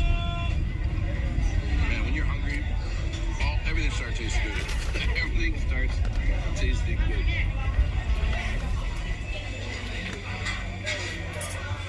I cut the tape early. The shit was boring. It is my last day, but I still have some certain standards that I want to meet and hopefully like surpass. This shit was boring. Tourist trap. Extra boring. I'm not used to not having a hat on. So today I had a pink hat. Let's keep this consistent. Let's put a pink hat. Yeah, it was boring. Man, I'm telling you, my energy, as I said in the video, my energy is dropped dramatically. I need to get on, and I want to get home very soon. I spoke about going to other countries. I've sort of extended my trip. You know, every country I've been in so far, like Japan, I stayed an extra couple days, and South Korea, extra couple days, and now China, extra couple days. And basically, my time is up. I want to get home. I'm homesick. I miss my family, my wife, my kids. My daughter's birthday's in like 1 week from today. So the game plan is this. You might notice I have a different room. And look at this. Looks like I'm in a spaceship here. What do all these things do? A channel. What would I need a channel for? Volume. Oh, music. Okay. I'll play with that later. My other room, the internet was so bad. So I asked for a change, and now the internet here is so good. They're so nice here at this hotel. Now, what was I talking about? Sometimes I get sidetracked. My mind, that's the way my mind works. I want to get home.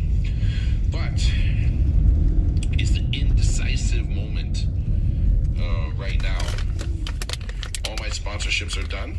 That's amazing. Like, it was on my mind. I had to get them complete, checked off, done. Yeah. There's still one place on my list of things I want to do and see here in China. It's going about 5 to 6 hours away, and it's the closest you can get to North Korea without going into North Korea. There's a bridge and see North Korea.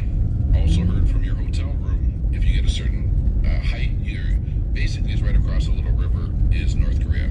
Now that's been on my list the whole time I've been in Indonesia, and I have a physical list. And then I saw today Ben the Backpacker uploaded exactly the place where I wanted to go. To get on the 80 west to go to San Francisco. Now my question is, do I still want to go experience it? It's gonna look like I'm hijacking his content, his idea. Promise you. How do I pray? Like, yes, this is, I had the idea. So I'm pretty sure, I'm gonna sleep on this, but I'm pretty sure in the morning when I wake up, I'm gonna make my way to the train station and just go do it.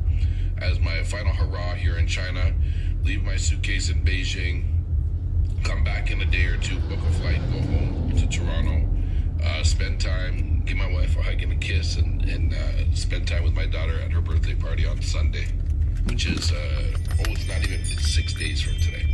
So time is ticking. The good thing is here we're 12 hours in front, and it's about a 15-hour flight home. So basically the time I leave here is basically the time I'll return home. So get my 12 hours back. And yeah, the life of a YouTuber, I love it, but there are times I would not wish it upon my worst enemy. It is difficult. Some people have it easier than others. Some people don't. Right now I'm going through a good solid month of like no views. And I'm gonna tell you why this is messed up. YouTube is a business, right? No doubt. It should be a passion. Like, you should be passionate about it if you're a travel content creator. It shouldn't be just for money. But I'm getting the worst views I've ever gotten in my life on YouTube. I have never, like, look back at my numbers. You know what I mean? Like, these videos, there's some videos hitting 22,000 views. Like, if I'm doing a hood style video, I'll get 22,000 views in like 2 hours. The first 2 hours, the first 3 hours. So my views have dropped dramatically. I am not getting any subscribers here in Asia. I won't say none, but I mean, it's growing at the pace of like 100, 150 subscribers a day. What's cool, if you guys didn't know, there's a website called socialblade.com. It's free. You can type in your favorite YouTuber and you can see their growth. It will tell you all their statistics. The money evaluation are completely off, but it will show you how many subscribers they got each day, and etc., etc. I'm not growing here. Like, when I was in Guyana, which is about a month and a half ago, that month I believe I got 50,000 subscribers. Not all from Guyana, but I mean that type of content. Now this month I got like 2,000 subscribers. So to make this even more complex, nobody's really, and I say nobody, it's all relative, because if 30,000 people or 50,000 people watch my content, I'm grateful. And that's like like the Toronto Raptors stadium is like 33,000 people. So the whole stadium full for an NBA game is 33,000. And I'm complaining that only 33,000. Well, maybe I'm not complaining. Maybe I'm just letting you folks know what's happening on the inside of my mouth, what's happening on the inside of my brain. You know, how did I go from every video getting 100,000, 200, 300,000 to getting down to 30,000? Did I upset YouTube is the question. What did I do? What did I say to get me off the course of the YouTube algorithm? I don't know. I really don't know. But to mess things up even more, to confuse things even more, even though my views are down dramatically, my subscriber count is not going up the way it normally does. The money made throughout Asia was very good. Like, we have something called a CPM, which is like a cost per mil, how much money we make for every 1,000 views. And my CPM here is up, up, up. So even though I'm making less views, I'm making good money. So the fight in my mind always comes back to, like, Chris, why are you doing YouTube? I'm doing it because I love travel, but I don't want to get a regular job. I want to be able to provide for my family, and this does pay well. should I just go to the places that make me the most money? Yeah. I don't feel that's the right answer. Should it be like I should do one trip on my own that I know like Asia never gets big numbers for me, and then next I got to go to somewhere that will? It's almost like YouTube wants me to film hood content or like dangerous content. And if I'm not like running from bullets in Haiti, I feel like I'm not getting the views. I don't want to say that I deserve, because that seems like I don't deserve anything. You know what I mean? That I'm just somebody that takes out my camera and films as I travel around the world. I've been traveling like this well before YouTube, right? So, but it's still a fight in my mind. Like, there's still a lot of countries I want to see. I have to see. But like, do I sprinkle it in with some dangerous content? Do I have to go to a war every second trip in order to keep people, you know, like caring about my content? Because I see there are some content creators like Spanian, for example. This guy can film eating a hamburger at McDonald's and get 1 million views. And he started off very similar to me, like filming in hoods and no-go zones. And he's proven that it's possible to change up the content and be successful at McDonald's and get 1 million views. Who does that? Or, you know, like caring about my content.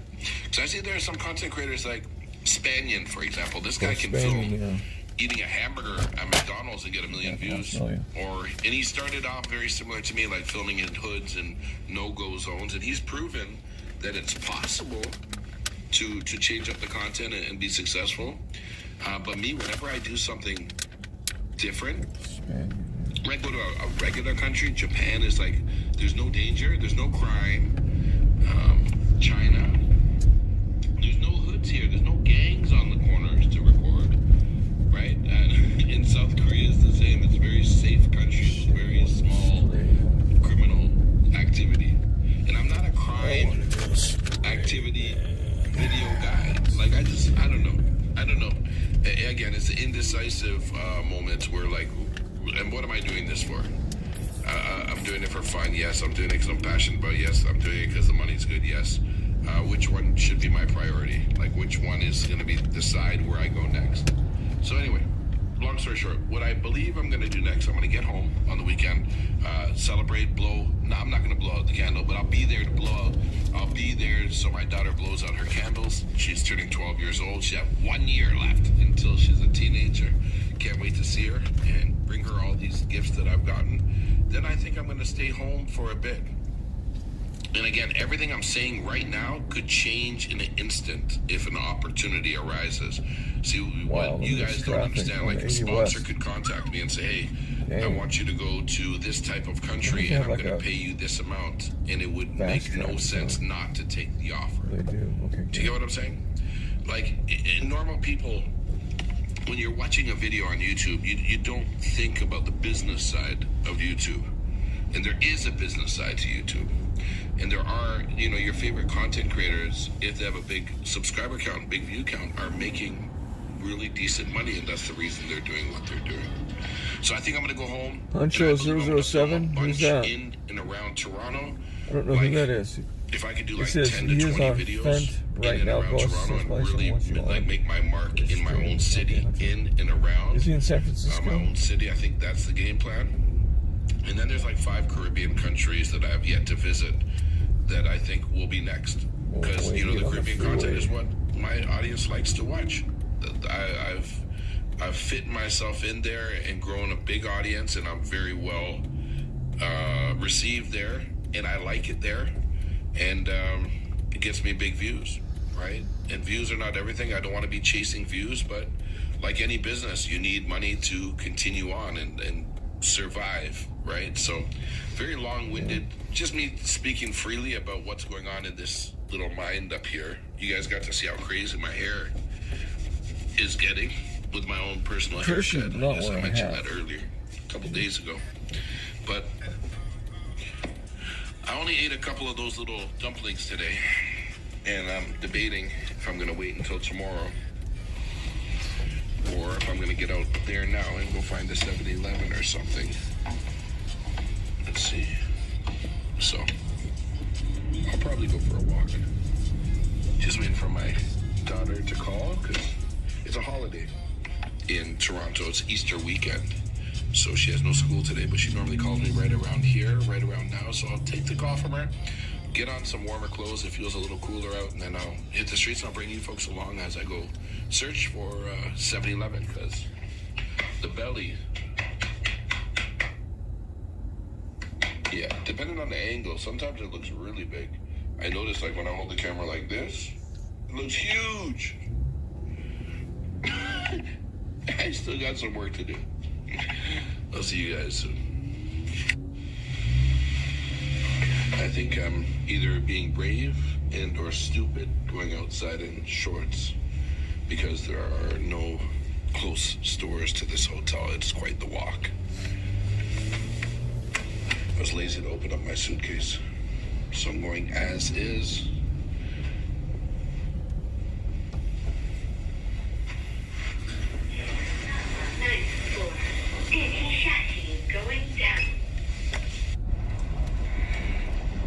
Time is 10:06, still Monday, the 6th of April. It's got to be like 1.5 kilometers to the closest store. So, gonna walk it out. So, as I was saying, YouTube is not for everyone. Like my son Tristan, aka Tris Must List, is realizing it firsthand. You cannot simply, like, what's the word? You can't coast through to success. You know, in Jamaica, they showed him love, like they show me love. In Guyana, they showed him love. Then he came home to Toronto and thought that every video is gonna get 40,000 views, and reality kicked him in the face real quick. Like, no, you're not guaranteed anything. It keeps you on your toes, right? Mm-hmm. For me, I'm gonna push through. It doesn't matter if I get a video with 100 views. I hope that doesn't happen, but I'm just gonna keep pushing. Like, consistency through the ups and downs. I'm old enough to know that life is not that easy, that every single video is gonna be a winner. Am I going the wrong way? I think there's a 7-Eleven this way. So me, I'm gonna keep pushing through, no doubt. But like him, I've been gone now for 4 weeks. I think he's only done one video in 4 weeks, and it's not gonna cut it. Told him, buddy, it's time you go get a job, a career now, because YouTube is only for those that are willing to, like, put in the work. You know, these big streamers, like I Show Speed or Kai Sanat, the younger generation, right? They put in the work. They put in the work. They deserve all of their accomplishments because they are grinding.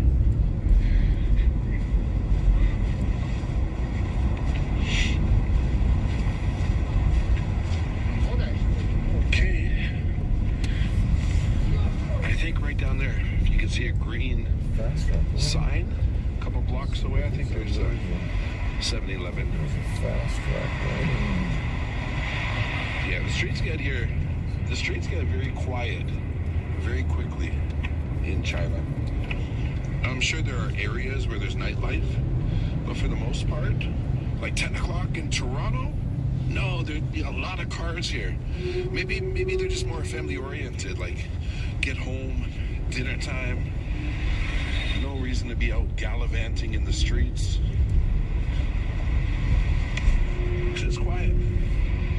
Now, there are other cities and countries I've been to that are quiet like this at night because it's dangerous. So people just want to be locked in their house.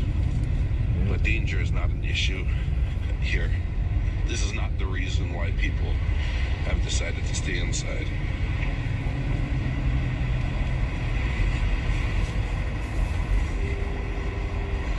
And cameras are everywhere. They're watching.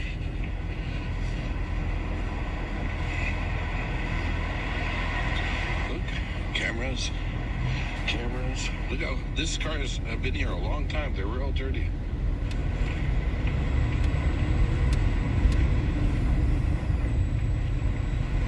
The wind is picking up a little bit. Pretty sure you can hear that wind picking up. Getting goosebumps on my legs. It's chilly. I didn't expect it to be hot. I was just being lazy. My suitcases were all still packed. Didn't feel like opening it up. Here at 7-Eleven, I picked up $10 worth.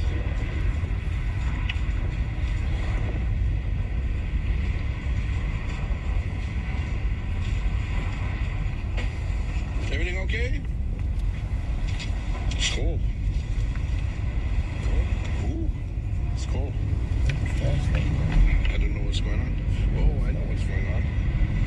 They've circled all the dirt, like the dry leaves. Instead of picking them up, they're burning them. So what looked to be like a violent protest seemed to be just an easier way to clean the streets. Just like that, I'm back. I ate 2 packages of sliced meat on my walk back. How am I gonna do this? I always keep these little backup forks. Yeah, I ate 2 packs of this.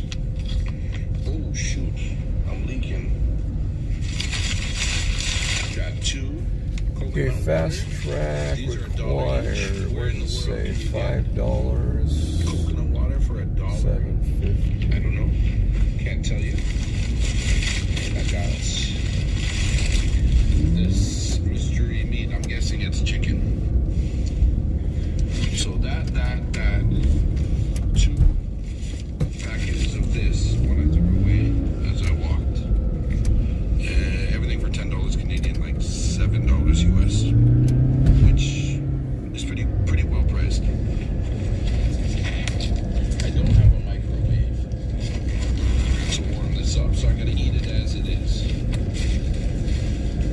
And I got chopsticks just in case I want to practice. So that's it, guys. I'm not gonna bore you with eating a 7-Eleven meal. Nothing. A cold 7-Eleven meal, but tastes like curry too. Guys, today's video was shorter than expected. I'm like 80% sure that tomorrow morning I'm gonna jump on a train and go where I said I was gonna go. 20%. I might stay in the city one more day, do a little bit of shopping, and then just leave. At home. Without the stress of rushing there and rushing back. But you'll know when I know. That will be in tomorrow's video. Guys, I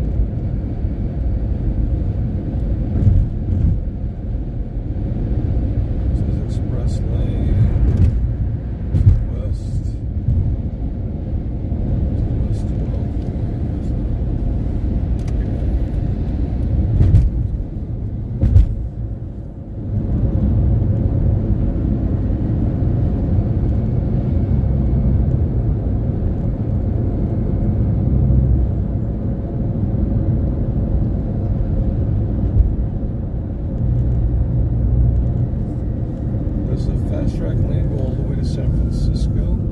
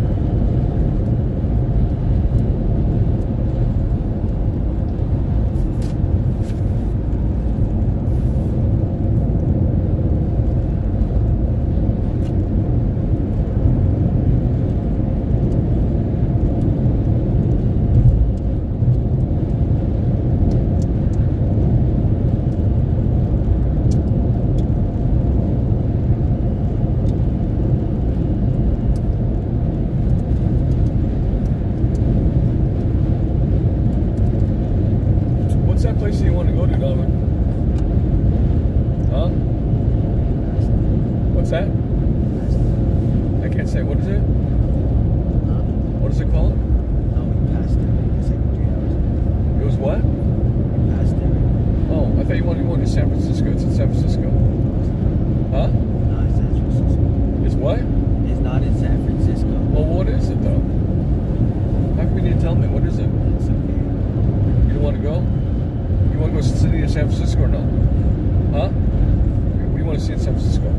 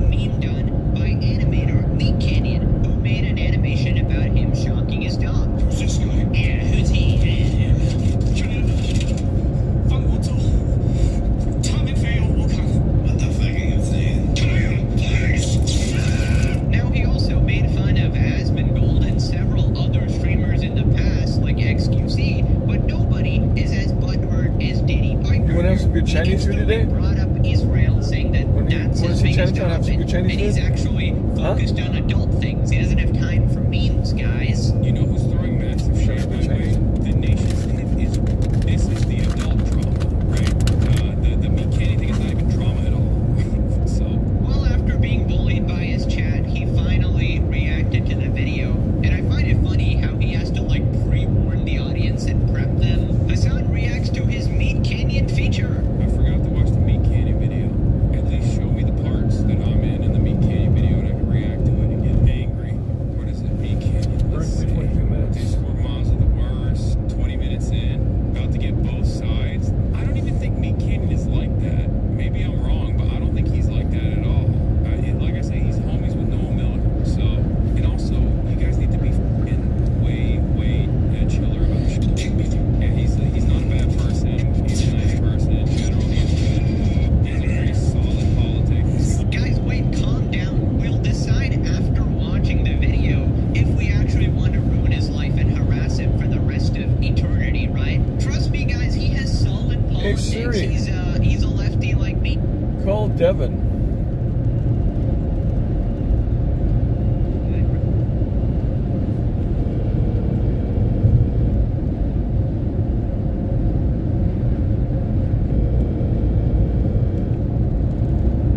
Hello?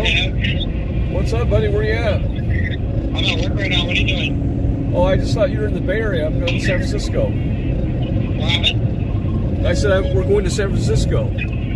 Oh, really? With your cat? Just to drive through for a little bit for a few hours. I thought maybe you'd be up here. Oh, no, definitely not. Oh, you're at work though, huh? You're gonna take me with you.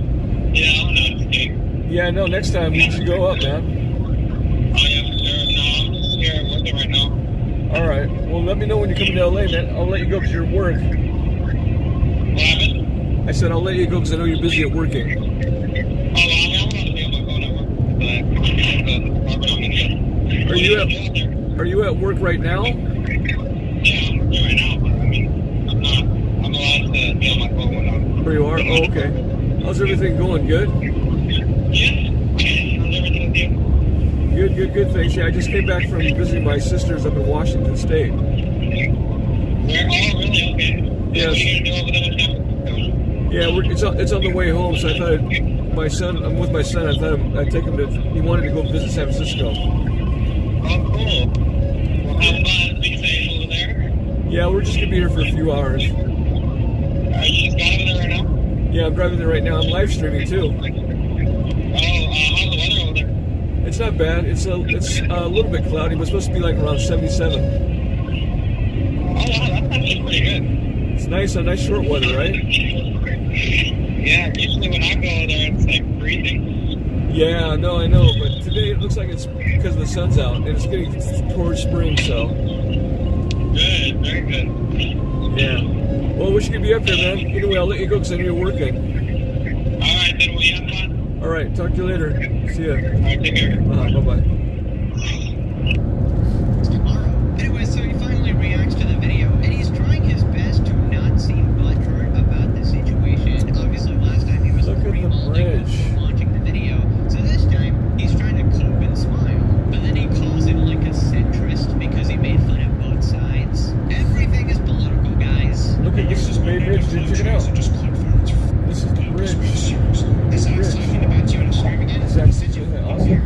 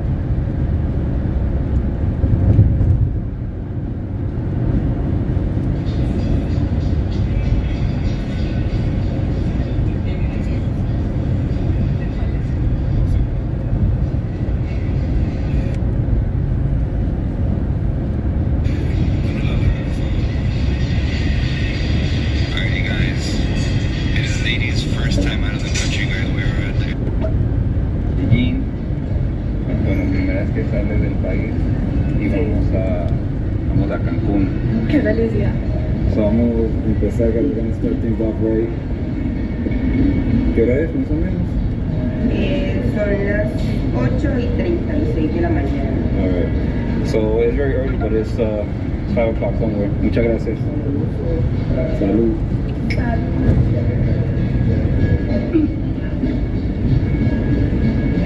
Vamos a ver.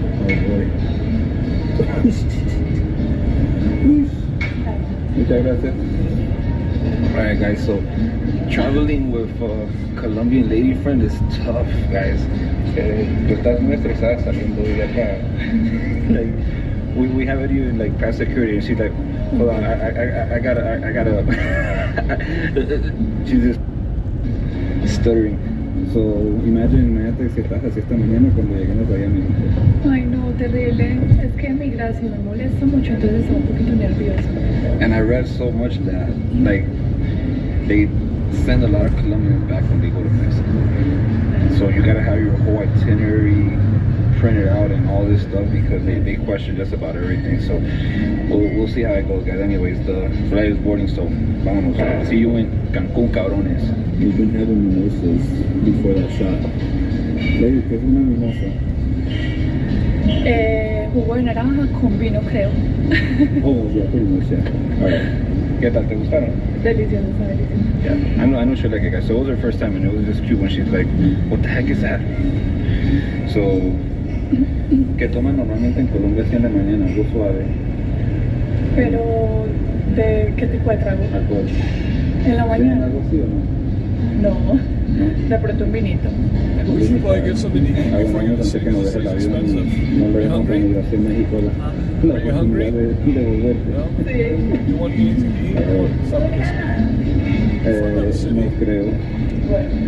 Alright guys, I'm excited. Cancun, let's do it. Alright, so there was this little girl right behind us that just threw up a mountain. I feel terrible for her. But I'm thinking lady might be next. Ni te atrasas a vomitar como esa niña. No, yo me siento bien. Tú estás muy grande para la grasa. No, yo me siento súper bien. Estoy perfecta. ¿Te da nervios los aviones? Un poquito, pero te prometo que voy a estar bien. Alright guys, so whatever, the most important thing is to make it through Mexican immigration with lady. ¿Por qué tienen tantos problemas con los colombianos cuando llegan a México? Porque México... Tú no eres una mula. No tengo cara de mula. No, ¿qué pasa? Sino que lastimosamente de Colombia han enviado mucha droga para México, no es un secreto. Entonces, cualquier mujer bonita que viaje o parejas son, digamos que, personas. ¿Tú te tragaste bolsitas con polvo? No, solo un omeprazol. ¿Qué es eso? Un medicamento para el estómago. Pero no, ya México nos tiene muy mala reputación. Entonces, la verdad, cuando llegamos a México nos tratan un poco mal, deportan a muchas personas. Tú me dijiste que nunca habías viajado. No, pero estoy contando historias de personas que han viajado a México. Mulas. ¿Conoces mulas? No conozco mulas. She doesn't know any mules, unfortunately. No conozco mulas, no soy mula. Estás a salvo, ¿ok? Oh no, yo estoy bien. Tú cuentas por tus cosas. Guys, my little hack works. I put the aisle and the window, and usually nobody will pick the middle seat, so that's it, and well, we just swap around.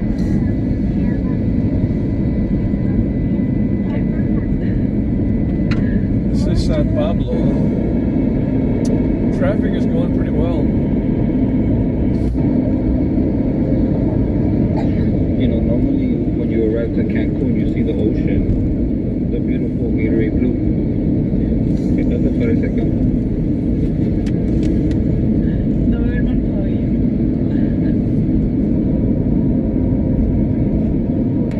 Cancun.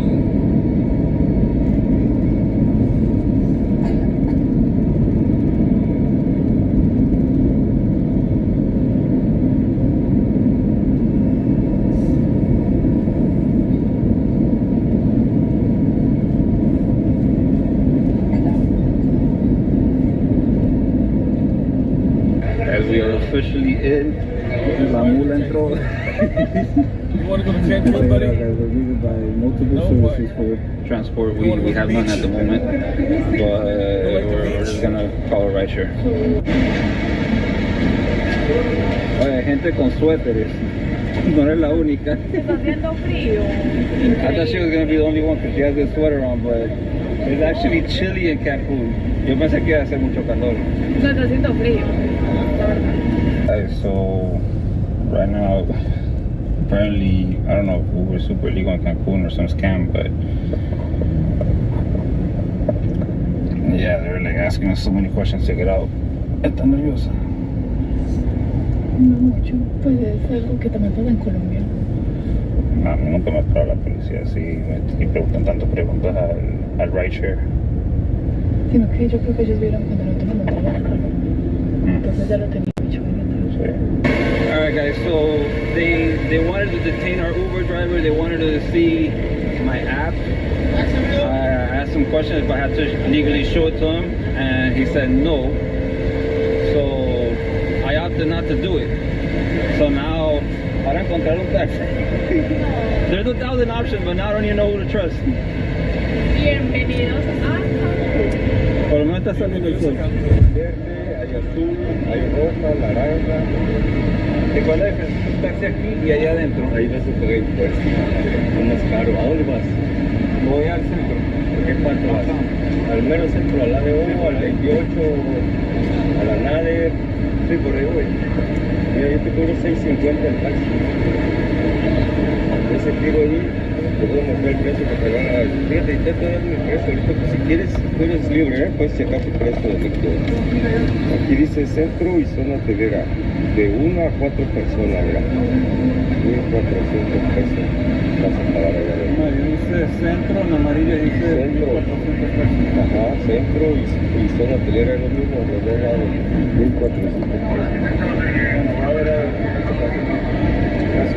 Hacia el centro de Cancún. ¿Cuántos son ustedes? ¿Ah? ¿Cuántos son ustedes? 2. ¿Cuánto cobran?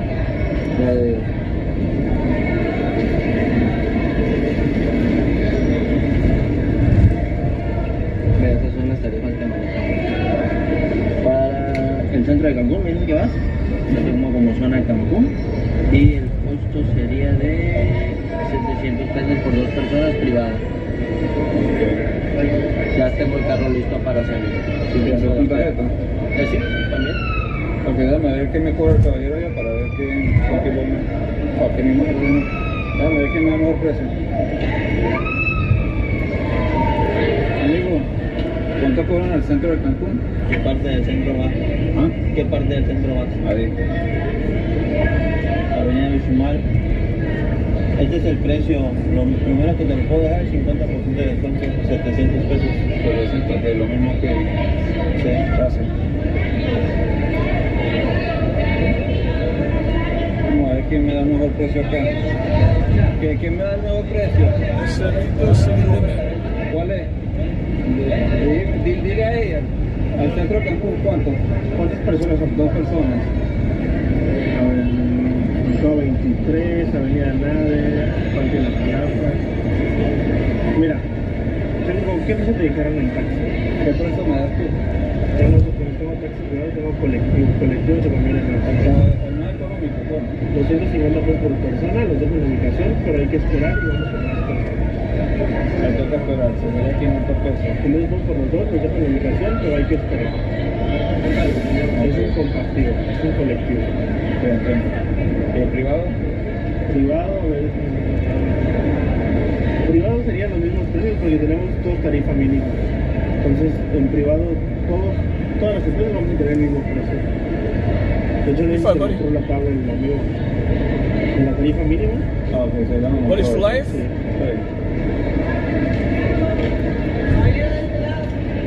Entonces, ¿cuánto? 600 pesos. 600. Dame 7 ganas, si no, vamos para acá. Amiga, ¿cuánto cobras tú? Para el centro. ¿Cuántos son ustedes? Sí. ¿600 pesos? ¿Me das 550? No, el próximo damos son 600 pesos. ¿Cuánto está la unidad? Las 2 600 también.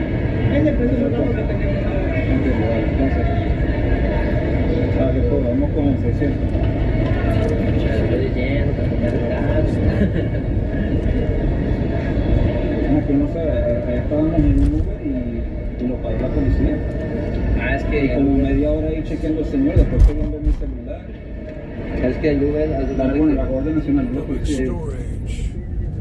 Alright, let's see what's going on here.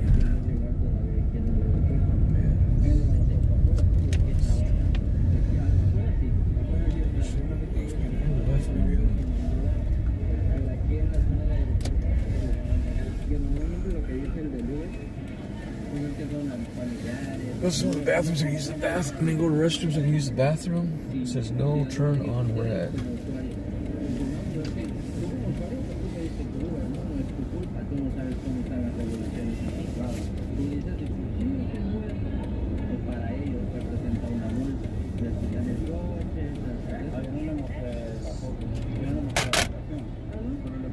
Por la ley mexicana, yo no tengo que mostrar, sino que no. Oye, no. No, fíjate que ustedes como usuarios deciden qué hacer. Ustedes nada más, ellos quieren comprobar realmente si es un servicio de Uber. Pero si no lo comprueban, igual es veneno. Si no lo comprueban, entonces van a empezar como un cuestionamiento. Ellos quiénes eran, por qué se bajaron, entonces como se bajaron, prácticamente ya lo evidenciaron de que pues sí era un Uber. No, entonces me dirigí hasta acá, pero afuera me paran otro taxista y que aquí me van a cobrar doble. No sé qué, entonces déjame ver. Prácticamente lo hago. 6.51. Y algo así, me dijo que aquí me van a cobrar doble. Obviamente, en todos lados, como es competencia, yo sí te digo, oye, si quieres, allá afuera no te salgas, cómpranos a nosotros, estamos aquí.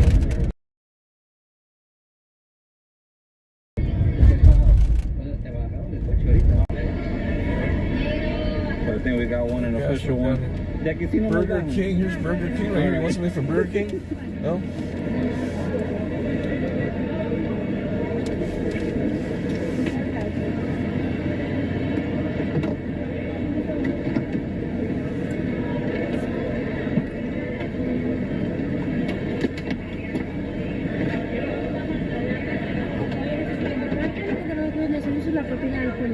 Okay, gracias.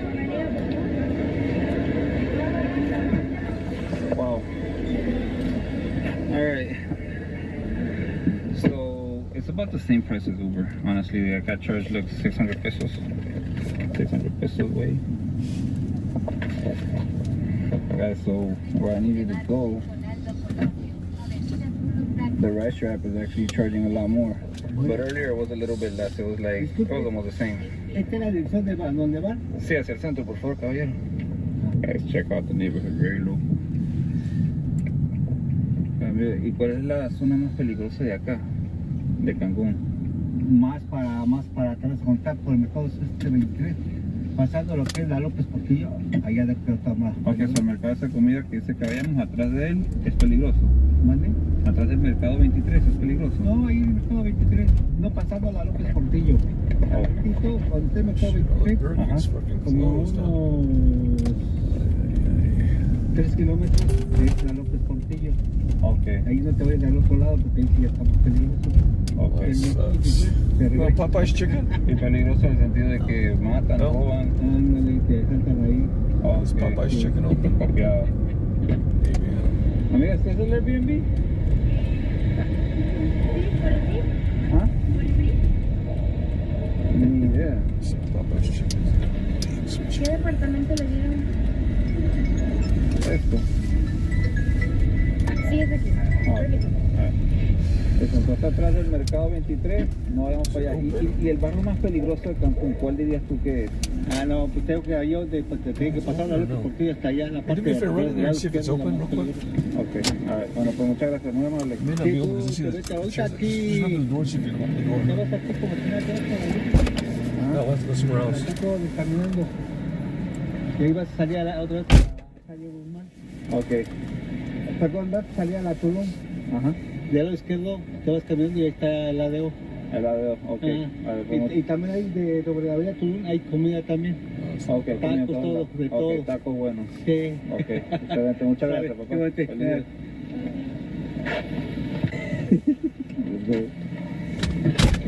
All right, well, let's go somewhere else then. Let's go. Gracias. Thanks for checking, buddy. Okay, son bastantes casas acá.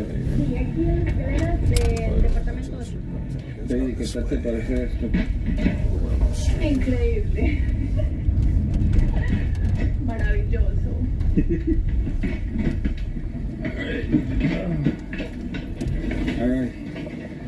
Alright, so this is a local home that they turned into like sort of a mini hotel. So this is the local neighborhood in Cancun, California. Alright guys, this is what a little local apartment looks like. Wow, spacious roof, wow. Alright, it's 100 times better than huele a cerrado.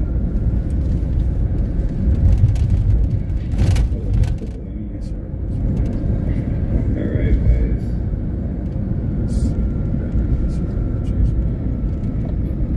Extra pillows, double TVs.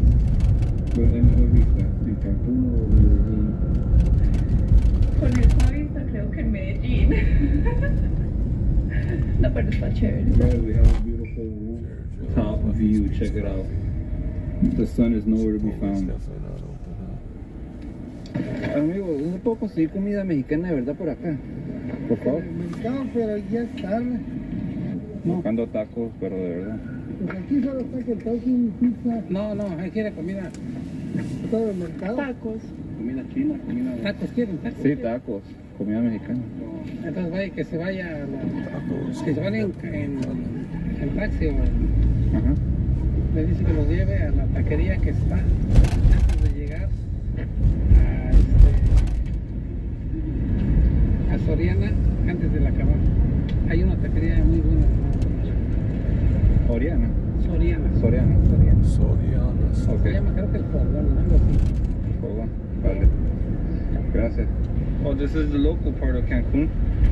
¿Qué piensas? Esta es la parte local de Cancún. Mira, ahí está el dentista. Todo queda cerca. Sí, todo queda cerca. Pero check out this dental office. So everything inside is probably very trustworthy. Let's check it out. Here's the local market. Market 23, but we're solely out of luck. It looks abandoned. Almost. To give you an idea, it's only 4 p.m.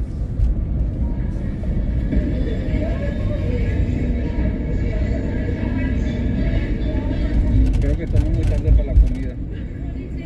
Tenemos que ir a buscar rápido. Bueno, tienen chicharrón. Pero provocativo, la verdad. Ninguno como el de México.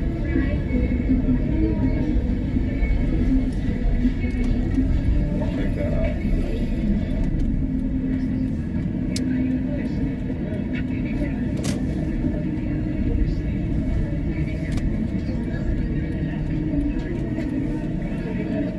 Look at this one, it's full of little pesos and fake $100 bill notes. Anyways guys, our food hunt is going terrible. No podemos conseguir comida. Ay, no. Ya no puedo mirar. Bueno, tengo mucho hambre. Yeah, I mean it's 4, we didn't have breakfast, we spent all night.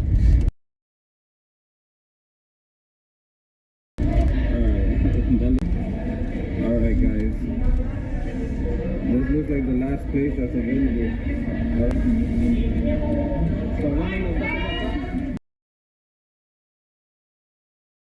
¿Recomendadas? Alright, ¿has probado una torta? ¿Sabes qué es una torta? Thanks for the follow. Eddie loves me. Ella no es de acá.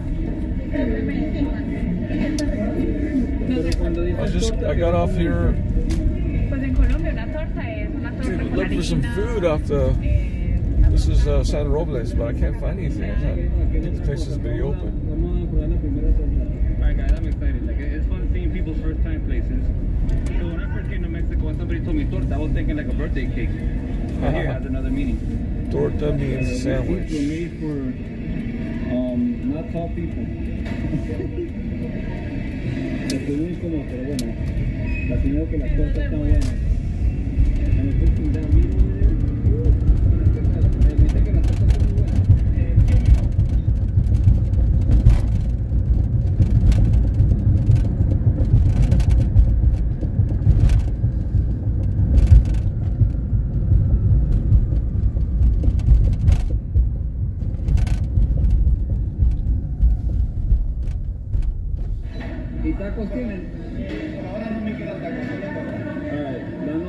cortas, por favor. ¿De qué son las cortas? Es pierna horneada, amigo. ¿Pierna horneada? ¿Esta es la pierna, ya? Sí, esa es la pierna. Ok, excelente.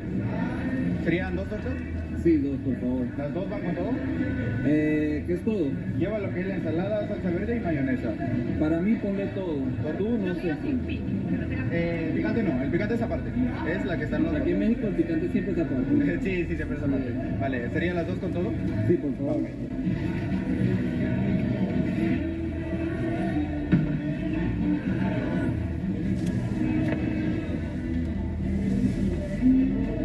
Aquí en México eso son tortas, pero ese no es el producto final.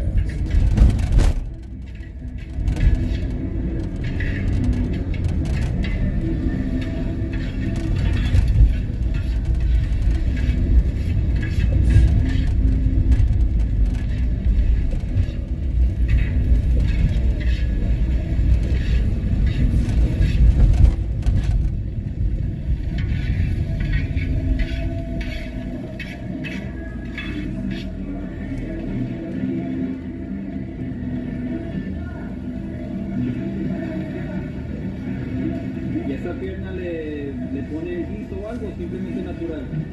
Sí, un poco de guiso, amigo. ¿Y esta ahí? ¿Dónde? Esta sí, es lo mismo. Es lo mismo. Sí, es lo mismo.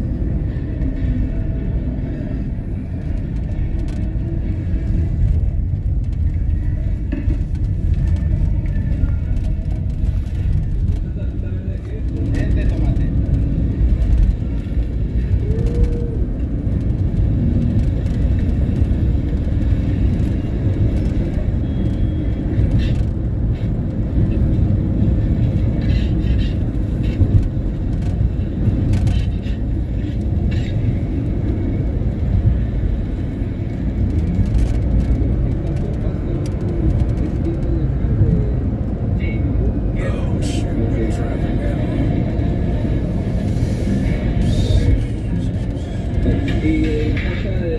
El chile, ¿me entiendes? El picante es el que está en el botecito. Este verdecito. Sí, ese es el. ¿En el mismo día que le da? Un 9 por ahí.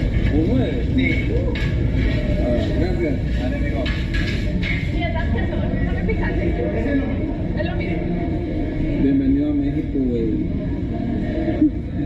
She's like, oh, ¿qué es esto? Aquí no hay salsa de piña. Dulcita.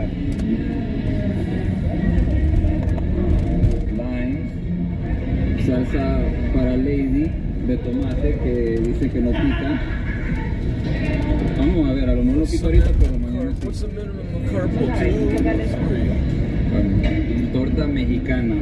Lady's first time trying a torta. Vamos a ver.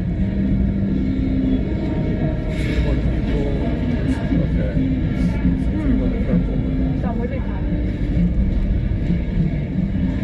No pica. Está muy rico. Look at this beauty, guys.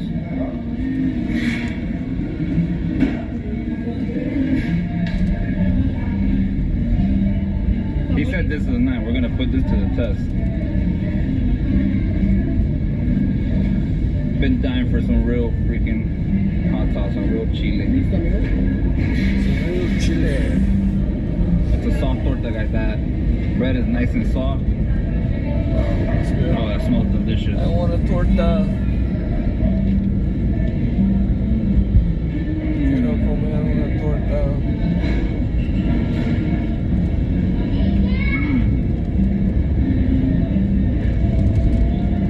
I mean, it's Berkeley right here.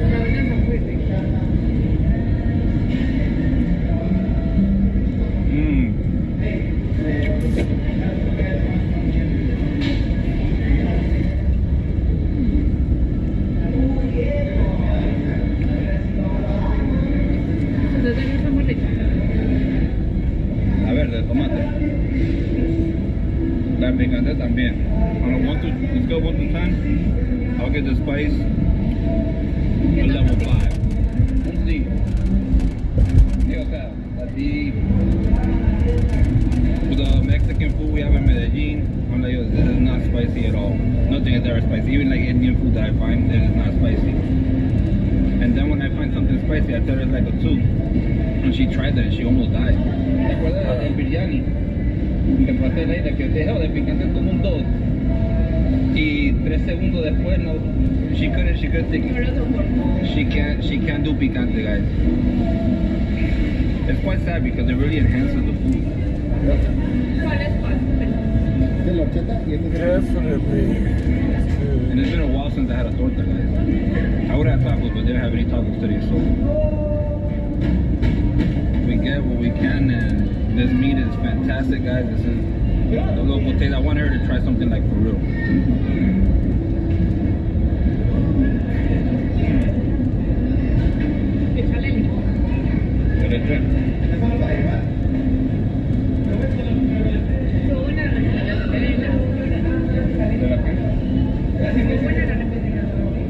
¿De qué?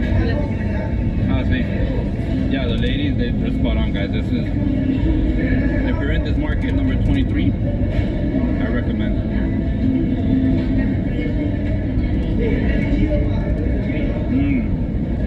Check this out, guys. This is $2.50. Ahora esto vale 10,000 pesos. Está muy grande. Eso es lo que ella dijo. Sí. Bienvenido a México. Sabe como naranja, pero dulce. Prueba este, la chata. Oh, la horchata. Mira, ¿Qué es esto?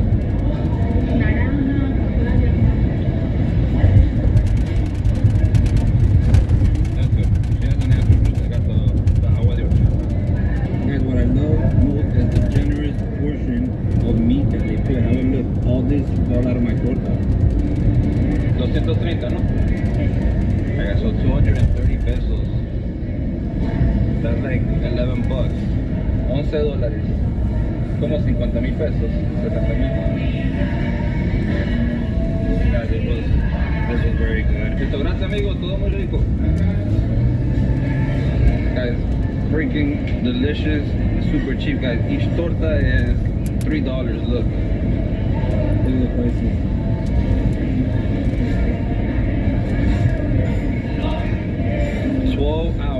In the oven, slow cooked, and you get that delicious, tender meat. Lady, ¿qué opinas? ¿Qué opinas? Me encantó la torta. Sí, una torta mexicana. La torta mexicana. Alright. I'm still hungry though. I'm still hungry. Torta in South America, Oh, wow. I think means cake, no? Yeah, I wonder if it means the same thing. We gotta be honest. Colombia. Huele extraño. Huele extraño, como a... It smells like sewer water. What? Oh, yeah. Now look at the meat. Mira las carnes, vamos a ver las carnes.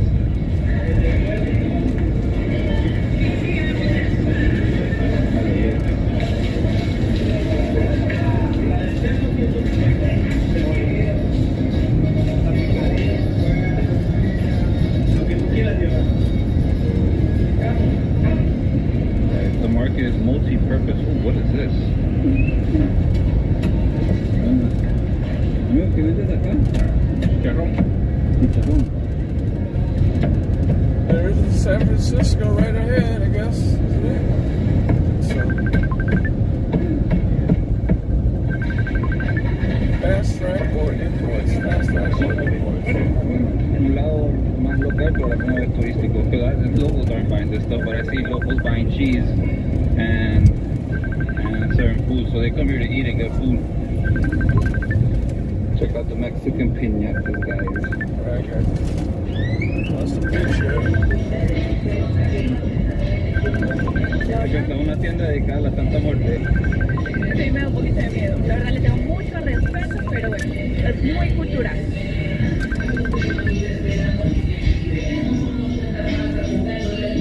$1.50 is what it costs to cross the bit bridge. Hablando de eso. Sí, claro. Soy mexicano, güey. No, mexicano. Sinaloense.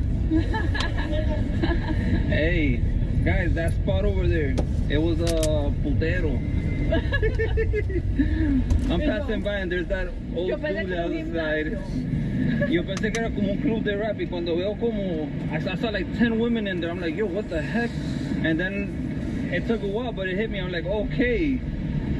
there's some holes there. And irónicamente, como 2 minutos antes yo te dije, oye coño, hemos caminado aquí, he visto unas mujeres que parecen prostitutas, que andan como con falda. And 2 minutes later, we run into that place. And then, no, ya que está el otro, mira, de 150 la hora. Guys, so hotel for $7 or $8 bucks. And then you can get your tortas and your tacos. O sea, las alimentan y luego las llevan a dormir. Oh man, eso pudo ser. I could have been bad, guys, if I felt a little more. I mean, I did it completely not knowing, but yeah, they could have come out like, yo, you cannot film more women. Mierda. But that's the hotel, guys. I just wanted to show the top part. Amigo, ¿qué tienes ahí? Son tacos de barbacoa, surtida, maciza. ¿Cuál es la diferencia? Que la maciza es pura carne y la surtida lleva grasa. A ver, también no me traes eso, por favor. So wait, across the bridge. Estos pasos todos están hermosos.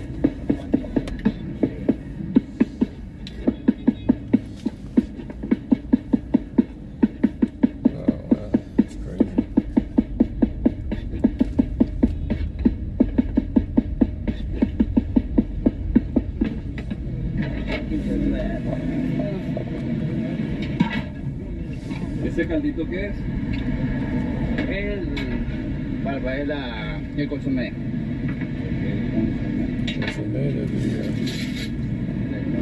good. Estamos especial.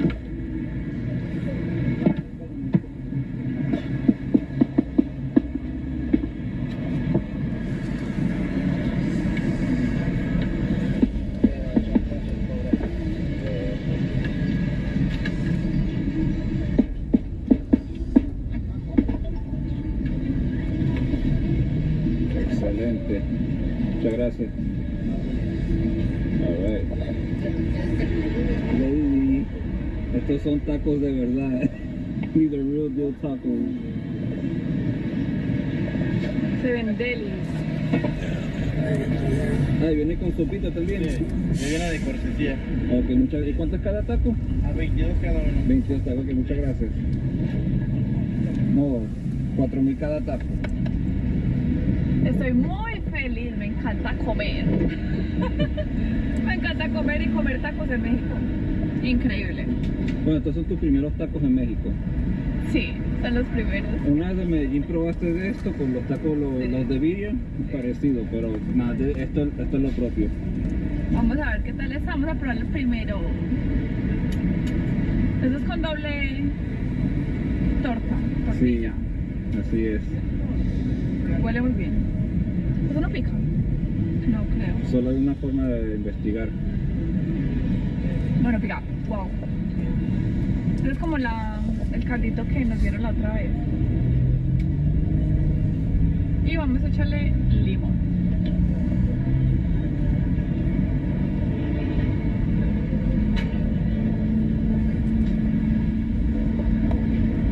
Y vamos a ver qué tal está el taco. Casi pensé que iba a decir, vamos a echarle salsa. Pues esta es la que la Ana lo mira. Compa, de esta salsa, ¿cuál pica y cuál no?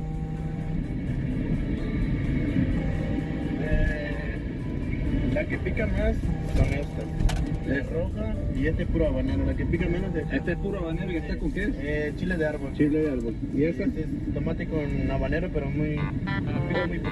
Muy poquito. Sí. Ok, pero muy poquito para a lo mejor para ti es la muerte. Siquiera no le eché, porque el otro no picaba. Vamos a ver.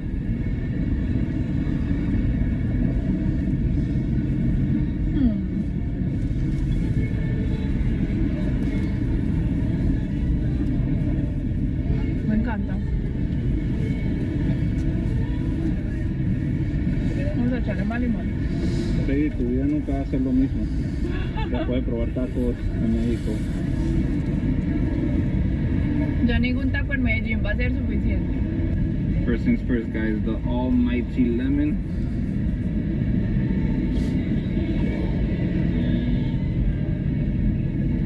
One taco with the chile de árbol picante. Ya, ponle el habanero. habanero mío, por favor. Lady's gonna ponle a este. ¿Qué tanto? Así. Así. Dios mío, no sé cómo hacen para aguantar tanto pique, Dios mío. Bam. Wow. All right.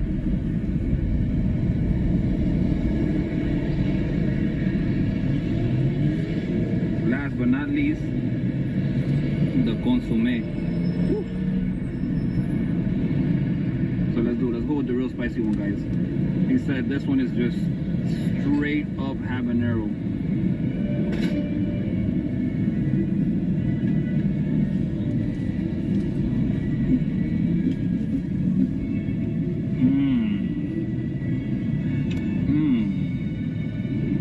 ¿Qué tanto pica? Aún no sé, pero está muy bueno. Ah, bueno. That is tasty.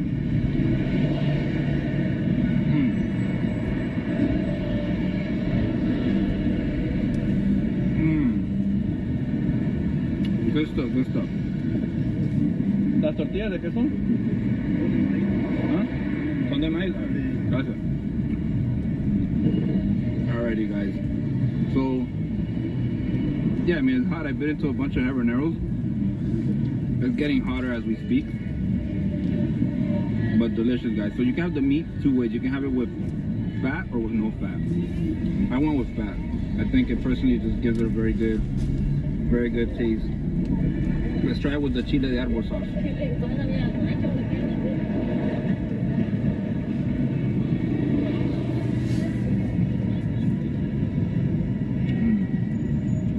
Look at the fat.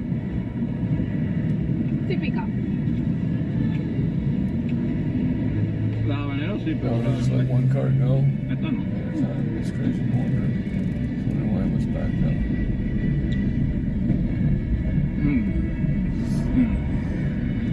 This is why I come to Mexico. Well, one of the many reasons. But trust me, the food plays a huge role. Let's try out the little bowl of consommé on its own.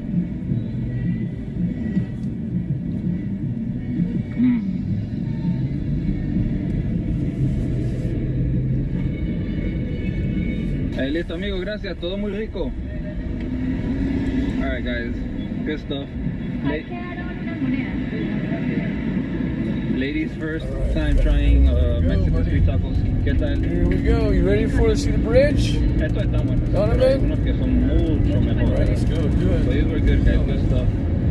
Almost any tacos in Mexico are just worth it. Especially street tacos like that with the sauce. You sit down, you hear noises. I love it.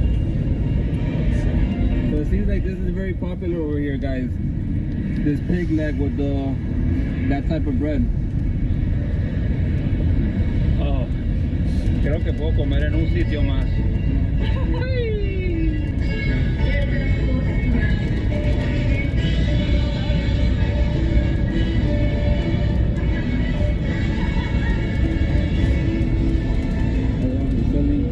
Jesus Christ on the cross.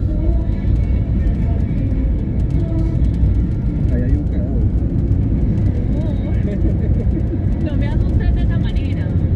Eso sí pasa. Aquí entre los carteles te venden, pero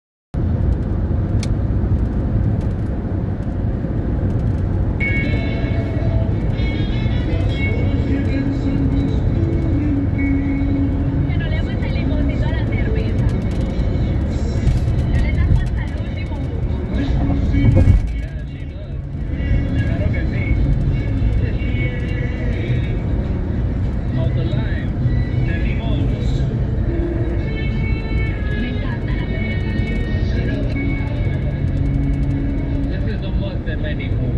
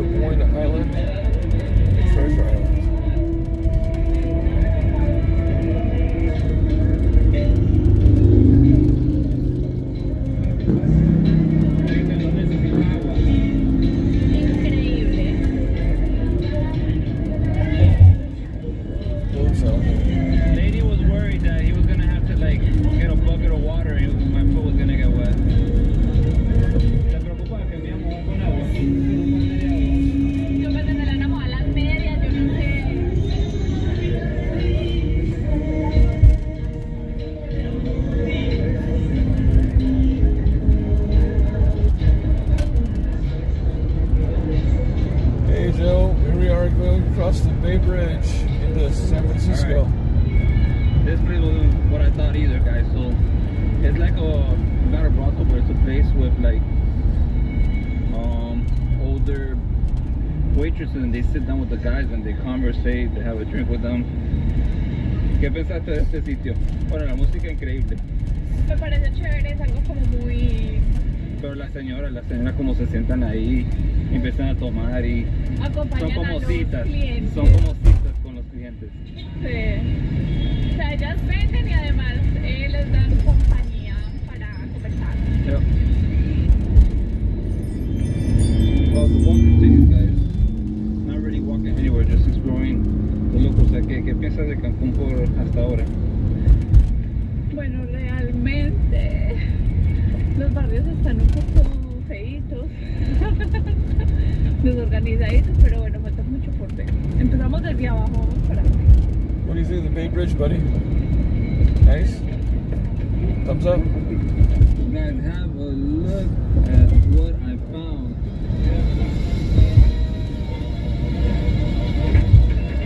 Guys, I found a place serving ribeye, sirloin, tacos, and a picaña torta.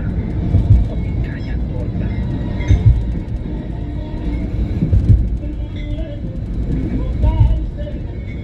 So I'm kind of late because they ran out of the ribeye. But I'm gonna get the picaña torta and the sirloin taco, and we're gonna have a taco feast, guys.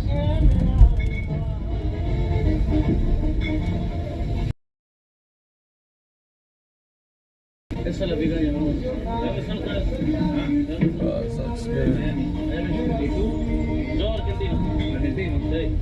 Ah, ok, pues haré algo. Ya, desde muy chiquito.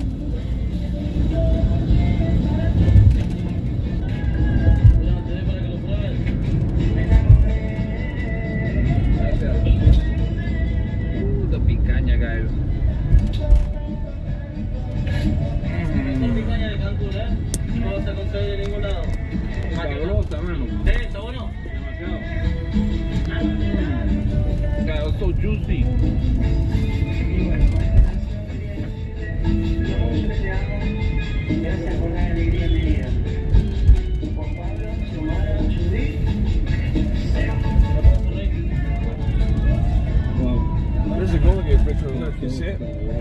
You want to go over there? Yeah? We'll get something to eat first. We'll kind of drive around the city.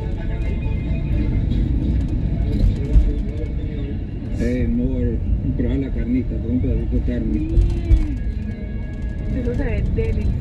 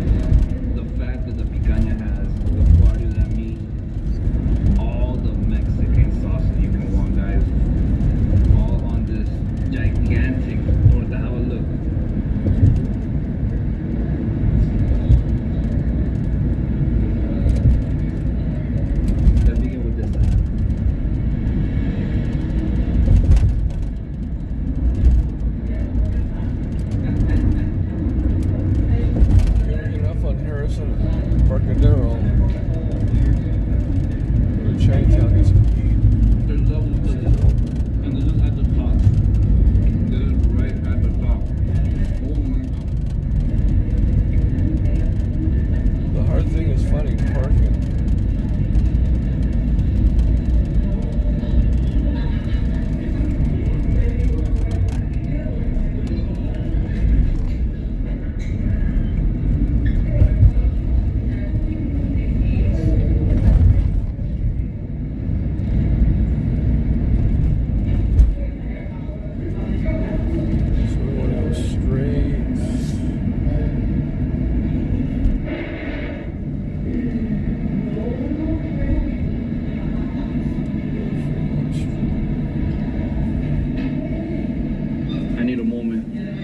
Appreciate this moment. Appreciate this moment. I need a moment to appreciate this moment. This is a whole nother level, guys. This is a 10 out of 10 every single day. So we are in San Francisco. This Here's Folsom Street. We have a lot of one-way street here too, like in LA. The quality of the bread, the meat. We want to go out to the Golden Gate Bridge. We're gonna drive out there. I want to get something to eat. You hungry? You want Chinese food? Let's get some Chinese food, right? It's cheap. Let's see Chinatown. Chinatown's cool. Soy muy llena, ya no. Me acabo más comida en mi cuerpo. I'll do the honors for her. Yo hago los honores por ti. We got to make sure that we lock up the car really well. Some people aren't going to break in the car. I think it's okay though. These windows are tinted, so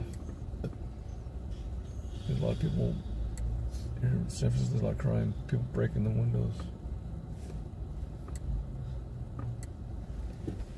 Please pay here, pay by license plate. Okay.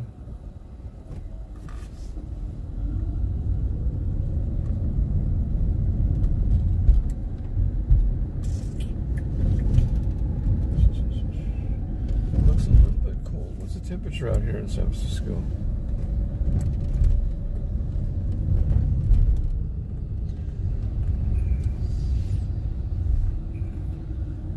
What is the temperature out here? 56 degrees. That's not too cold. People have their jackets on, but I don't think that's too cold. There's a guy walking around with his shirt off, with his jacket off. He's not wearing a jacket.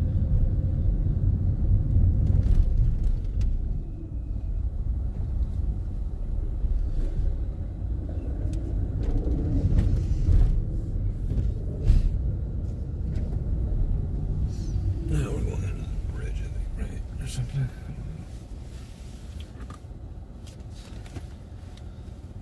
Feels like 52. Are you in San Francisco, Fitty Cat?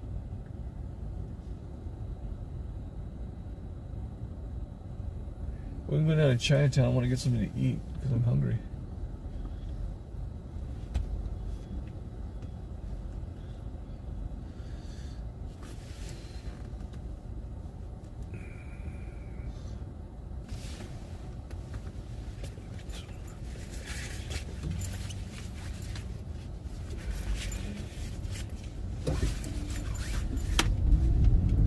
Yerba Buena 57, it says. Freaking Waymo, man. They cut you off, man. Oh, you gotta stand clear here because of the buses. Alright, so we gotta go. This is Mission Street right here. Mission. San Francisco's pretty easy to drive, though. The only thing about San Francisco is the parking situation. Okay, let me say 14. Probably cross on. This guy's going straight to it. There's a lot of traffic. Okay, on California Street, I'm going to make a left.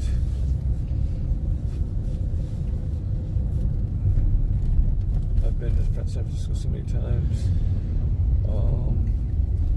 Mostly I've driven up here. Oh shit, we got to get in the lane. It's going to be hard. Let me see.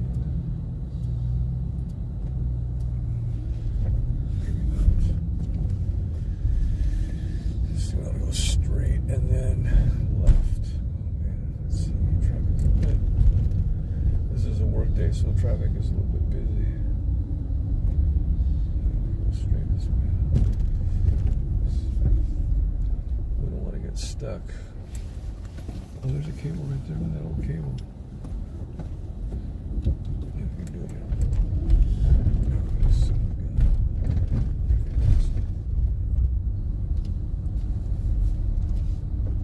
These people want to cross here.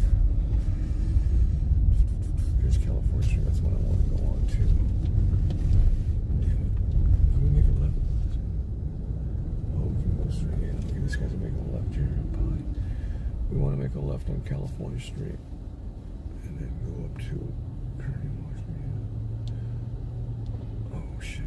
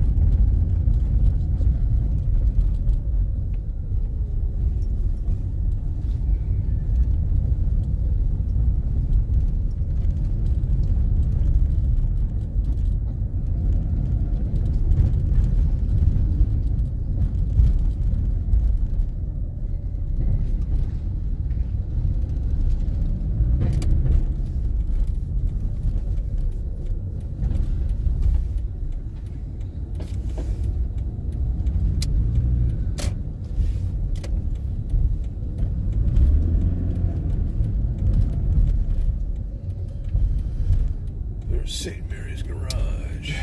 It's a little bit cold, huh?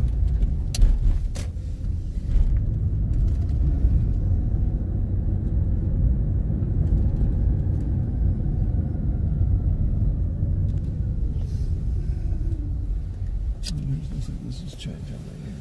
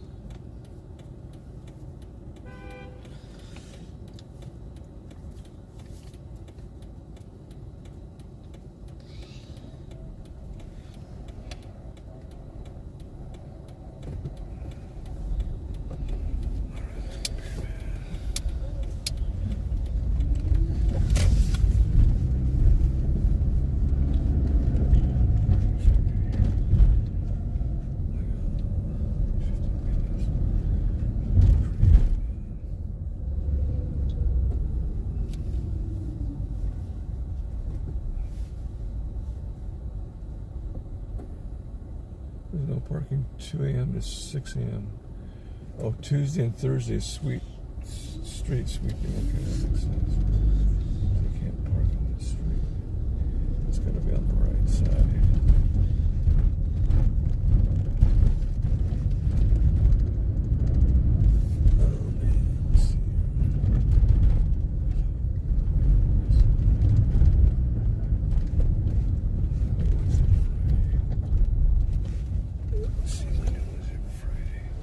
What's the date today? Tuesday or Wednesday? Tuesday. Okay, so I can park here then.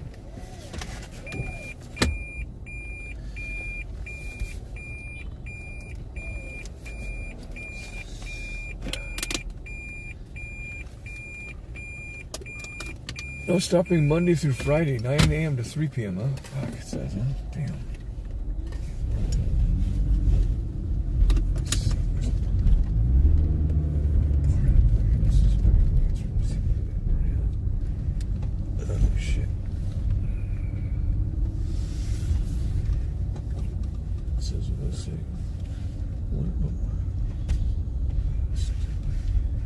Here, no? No parking 7 a.m. to 2. Maybe parking 7 a.m. to 2 p.m. It says no parking, though.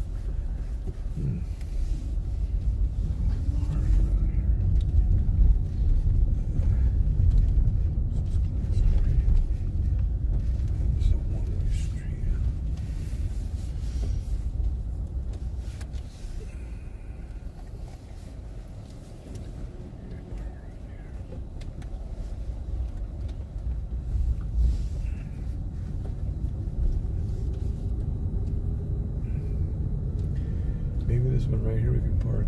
There's a spot right here. Yeah, we can probably park right here then, right? Yeah, we can park right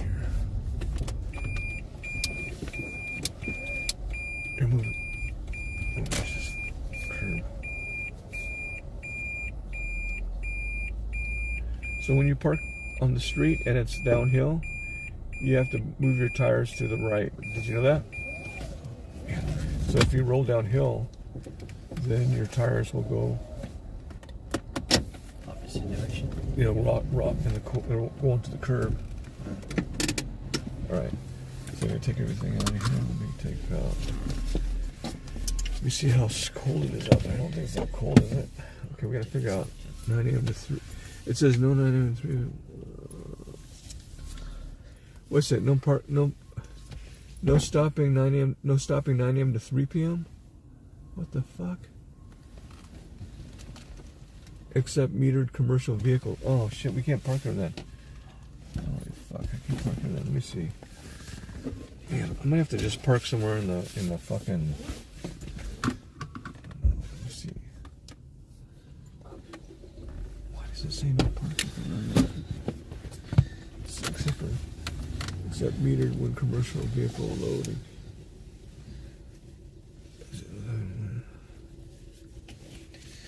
It says no stopping 9 a.m. to 3 p.m. Monday through Friday.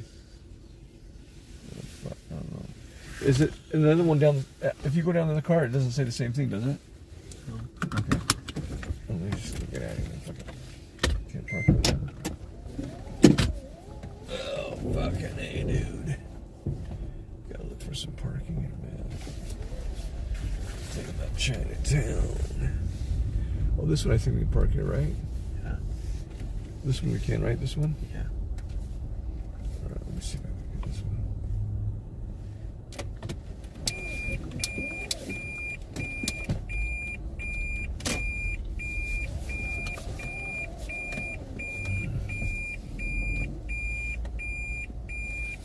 Is this like a... I think it's cool right here, huh?